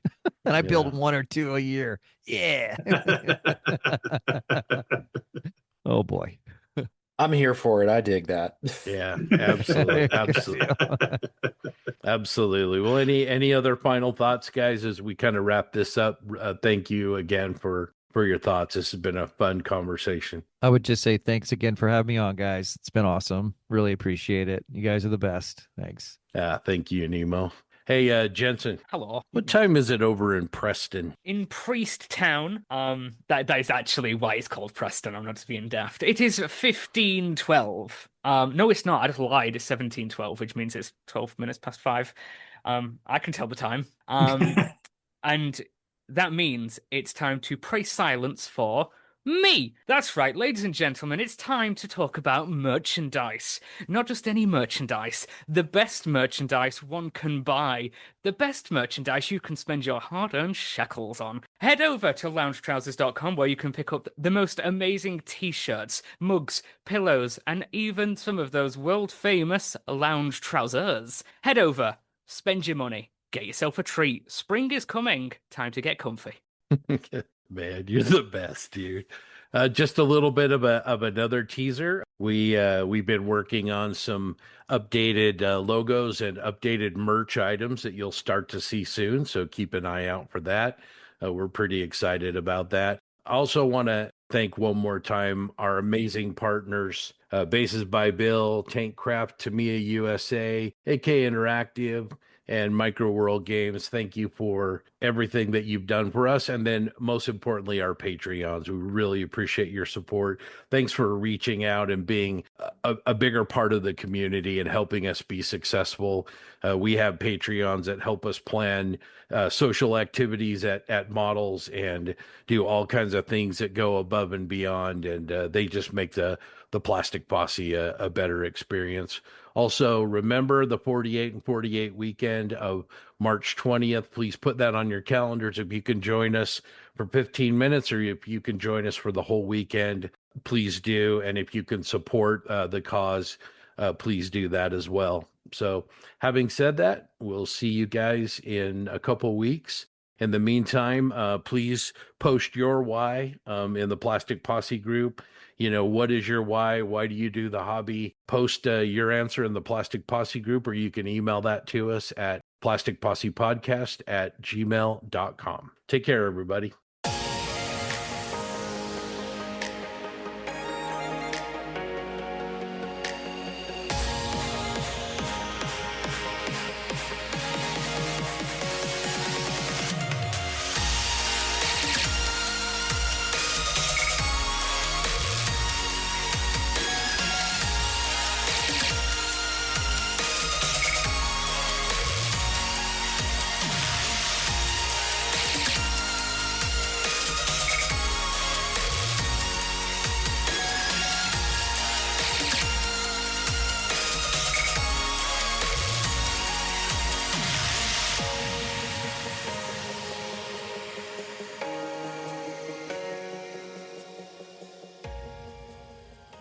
And as Scott mentioned, one of the ways to help support the Plastic Posse is become a Plastic Posse Outrider on our Patreon. It's made up of a great community, and we just hit 300 members this week. Thank you so much, all. So how do you get involved? It's pretty simple. You just go to patreon.com/Plastic Posse Podcast and set up a recurring donation there. These contributions help offset the costs of bringing you the posse every 2 weeks. There are 3 different tiers, just starting at $1 a month. There are great benefits that include early access to podcasts and videos, premium access to the hosts, and some unique material that we share there and nowhere else. So if you want to join that community, hop on. We'd love to see you there. Let's recognize our amazing deputy marshals. These loyal contributors help support the posse and what we do. They are, in no particular order, Todd Reach, Robert Klein, Brett Evans, Brett Johnson, Angel Garcia, Carl Doran, Pat Brown, Ryan Smith, Alamo Squadron Model Fiesta, Curtis Towers, Winston Gould, The Quiet Corner Modeler, Daryl Miller, Rob Booth, David Clark, Richard Lane, Robbie Knopfs, Wesley Becker, Eric Dalglish, David Wassel, Matt Tutman, Zach Pease, Brett Marcan, Greg Williams, Nick Wolf, Sean Earl, Black Hill Models, Greg Jarbo, Red Beach One Studios, James Rondo, Mike Norris, Stephen Rodwell, Rick Cooper, Eric Cavina, John Hale, Eric Kane, Logan Hanson, Tim Gidcom, Dan Newman, Robert Blocker, Tyler Moore, Derek Post, Craig Flynn, Kenneth Childress, Drew Gardner, Scott Hall, Frank Perrone, congratulations again, Jeremy Diamond, Terry Wilkinson, Chris Lovewell, Andrew Callis, Ethan Idemill, Steve Baker, Patrick Brown, Jethro Billings, Jay Kids, Brandon Gentry, Lee Fogel, Mark Ewing, Toadman, Model Doc, Greg James, Les Mercala, John Everett, Uncle Buck, Mark Bradley, Eric Brubaker, Jeremy Moore, DB Scale Model Studio, Jeremy Elliott, Mike Talley, Previous Seat, Mediocre Middle-Aged Miler, Dan Offel, and JC Osborne. Let's not forget our posse foreman. This crew's made up of outriders who give the deputy marshals a hand. We also thank them for their support. Nick, Toimi Workshop, Andy, the voice of Bob, Graham, Keith, Dwayne, AK Armor, Bill, Casey, Teresa, Russ, Steppen, Mikkel, Labar, Gil, Mike, Michael, Scott, Emery, the Krieger, Aussie Modeler, Jeff, Eddie, Ross, Warhop Models, G. Baker, Tom Steff, Crazy Loca, Jethro, Len, Cliff, Damian, Cody, Nukeman Mike, Paul, iBones Models, Mr. Grizz, Jackson, Joel, Chris, Jamie, MD Models, Papa Steve Munsell, JB, Eric, Matthew, and David. And of course, our $1 and free Posse Outriders. Thanks to each of you. If you haven't already, please check out our YouTube channel. Give us a like and a follow, and check out our new video content that we'll be posting there. And see you soon.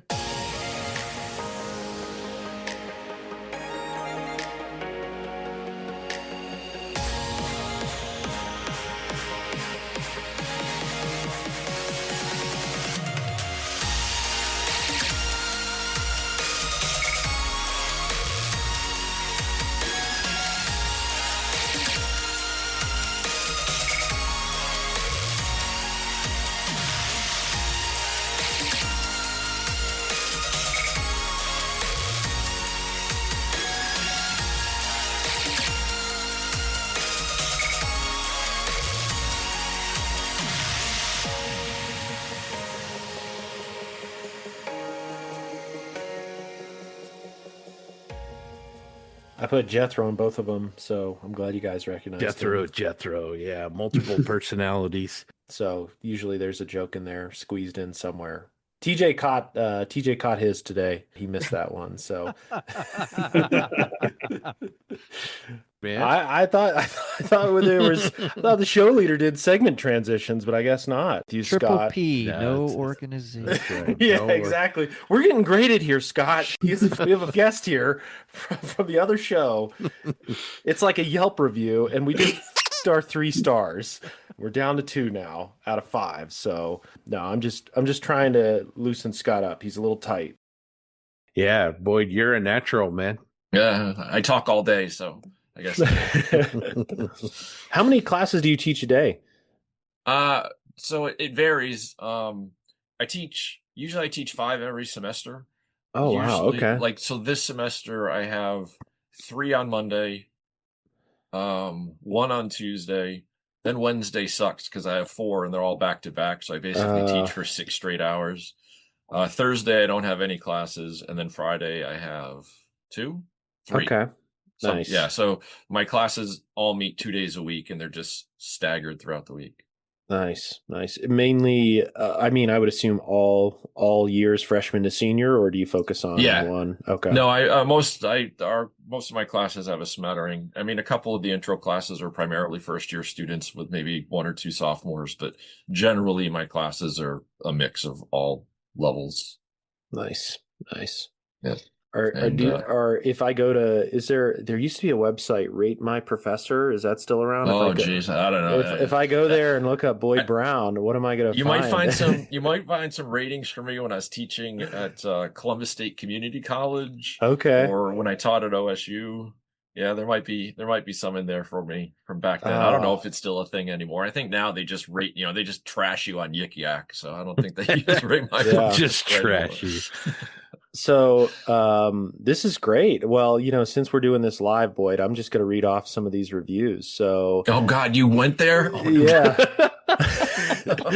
You have an overall score of 4.6 out of 5. So all right. Whoa, that's pretty nice. good, I feel. Dang. That's nothing to be ashamed of. In these reviews, you have 18 rated at 5, awesome, 3 at 4, great, and 1 at good. There is no okay or awful. So you should consider yourself very well done. Oh man, this one's great. Do yourself a favor. Take this teacher if he is available to you. I took his class online in a 6-week time span, had to read the whole textbook, which involved lots of time, but not too bad for a compressed course. Professor Brown is very involved and helpful. He will challenge you, but he is very fair. Tests were hard, no study guide, but drops the lowest score. Look at that. You're great, man. Wow. Yeah.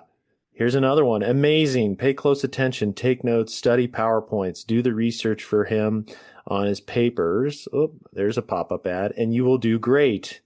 MCC needs more professors like him. Man, All right. I think he's blushing, John. When are we signing up to take a class? Geez Louise. Oh, here we go. The last one. And boy, thanks for playing along. I didn't think you I don't think you signed up for this, but this will make a great. That's all right. A little hazing is fine. This will be a great B-reel because this is great. This was probably the most intensive online class I've taken. But unlike most online classes, and I've taken my fair share, Professor Brown was very involved. I tend to do well with social sciences, so conceptually it wasn't difficult for me, but the class did take a lot of work. Take Professor Brown if you're interested in learning. I don't think there's a better review than that for you as a professor. So, bravo. Yeah.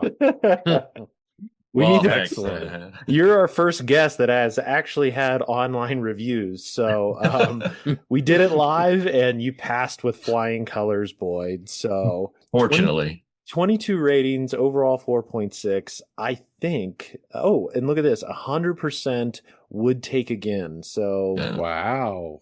Man. I don't know, John. I think this is going to have to end up in the episode, maybe at the end of the episode. Yes. Two thumbs way up. These are pretty enthusiastic reviews here. Professor Brown's top tags: tough grader, get ready to read, participation matters. That's my kind of class. I'm in.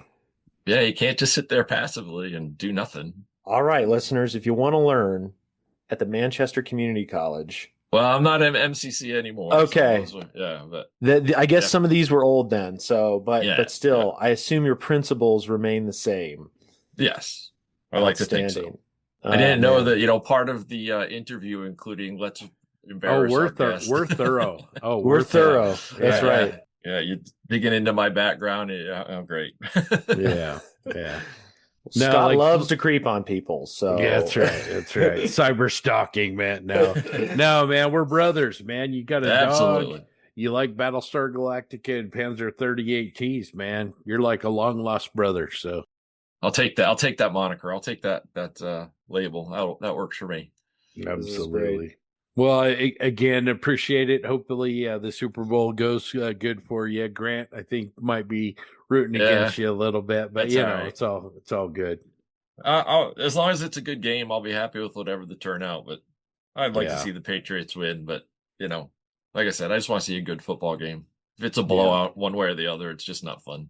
Yeah, agree. Sure. Since it's kind of a show right now, it's everything. From a cereal bowl to a leftover iced coffee, but I do have a Ming Jeep here that's looking pretty well done. So that looks nice. I got to finish. Wow, that looks really nice. It's a good little kit. I was done yesterday, so it's definitely a slammer build. So there's is it a group build or a buddy build of those going on right now? Yeah, a little informal one that Steve Baker threw together, and of course I'm a sucker for a group build that I'll likely not finish, but I'm gonna you and me both. I'm the worst. I'm gonna try to finish this one. That F-16 was given to me as a Secret Santa on the Modeler Social Club. You guys familiar with that forum? So it was given to me 2 Christmases ago, and I was supposed to have it done by December 31st of this year. Obviously, I missed that deadline a little bit, but I'll get it done. So we do a Secret Santa, a small group of us, and 2 years ago, John got me a tractor, and I got that done no problem. But I remember that tractor. Oh man, that was a lot of fun. It was just one of those kits that you open up and you start messing with it, and then you can't put it down. I really enjoyed the hell out of that. But then last year, Ian Bonner got me the Magic Factory A4M, and I haven't even touched it. So I'm in trouble on that one. Yeah. Ian Bonner didn't that tractor do pretty well at SMC for you, as I recall? Am I right? That was one of the kits that you did really. He's embarrassed. He won't say it, but yes. Yeah. I kind of remember good things happening with that tractor at SMC. So here's my favorite part about the tractor, and then I'll let John go. But John got that for me as a gift, and I built it and everything. And then at SMC, when he went up to get what I got for it, he held up a white piece of paper that said "Not Scott." I remember that. Yeah, that was the year that you didn't go. Okay, yeah. Yeah, It's so all that coming together project now, yeah. started and ended with John, and then I gave it as a gift to Spud. So Nice, yeah, nice. yeah. It was great. That's It was cool. great. Yeah, as I'm looking, I pulled this down. Let me pull up this real quick. This is one of the projects I hope to get done for amps. So it was Oh, nice. it was a 48 scale King Tiger from Ian Bonner as a Christmas gift. And Oh, then nice. when I was at SMC this year, I picked up the bass from Diodump, the figures, and then what's nice is while you're there, you can find a nice wood bass. So that is one Yeah. that I plan on finishing. I'd love to get it done for amps, just as a little vignette diorama. So Who yeah, are those figures by? Those that's a great question. I gotta 'cause- look up the pictures because they had like literally 1,000 figures at their vendor table, and it was everything from 35th down to 72nd, yeah, all 3D printed, but they were super nice 3D prints, and they weren't terribly expensive as well. I think right. Because 248 figures for like €10. It wasn't that bad. Oh wow, yeah, because that's that was good. one of Yeah. the things that as I'm getting more and more into the 48 scale stuff, finding good figures to go with the kits can be Mhm. difficult. It's So, hard. It's really hard. I also have these guys, and that was part of the package he sent me. These are from scale 75. oh yeah. But I'll be honest, they say 48th, but man, they're tiny. They're, Oh, Oh, you know, yeah. looking at the They other look closer. side, they kind of look like 152nd almost. They're super nice, but they seem underscaled as I look I at got it against other figures. I got this one for my can you see him? Oh yeah, nice. For my Nashorn, and that is who did that? Trying to remember. It's not crap. I have the box around here somewhere. I can't remember the company. I'll find out what the company was and I'll send you a message or something. But they have some Nice. really nice ones. So that's that was a pretty good find for the Nashorn because the kit just comes with the one. I don't know if you can see him, but the kit figure's not too bad. But Yeah. considering it's a vehicle that has a crew of 5, having one figure in it seems a little bit too bare. yeah. So I really Mhm. wanted to have at least one more. When Nice. you get ready to pull the trigger on that Viper, give me a shout and let's I talk. sure will. Let's Maybe talk. I'll pick your brain. I mean, I know you're going to be busy at probably running around like a one-arm paper hanger at Rocky Mountain Expo, so I won't plan to try to bug you Well, too much. we'll have But time to hang out. You all right. gotta hang at a show, man. You gotta do Absolutely. it. So That's yeah, that's the best part, right? yeah. But yeah, give me a shout. Let me know what you're thinking. Kinds And of you might be getting implements, me to so. push that up. That one might be rising in my build order now. You have the Moebius kit. Yeah, Yeah, I have that. that's I a have the good one. Raptor. I have the Cylon Raider. I have both the Mark II and Mark VII Vipers. So yeah, I keep I just trying look- to twist Elaine. Sorry, our arm to do the Mark III Viper. Yes, you were talking about that on the last pod, and Yeah. like Blood and Chrome. Yeah, Mhm. Yeah, Yeah, the great. when Commander Adama flew, that's what he flew. Yeah. But the Mark III is a really cool variant, bigger and fatter, and kind of more heavily armed. So yeah, I like that one anyway. yeah. I guess I'm not entirely surprised, but it is disappointing that Mobius never put that one out too. But Yeah. Well, and now nobody has the IP license. yeah, so right, Mm. right. I think Rebel Germany has been still cranking out kits, but I think what I understand is Peacock bought the whole thing and canceled all the licensing. So That sucks. anyway,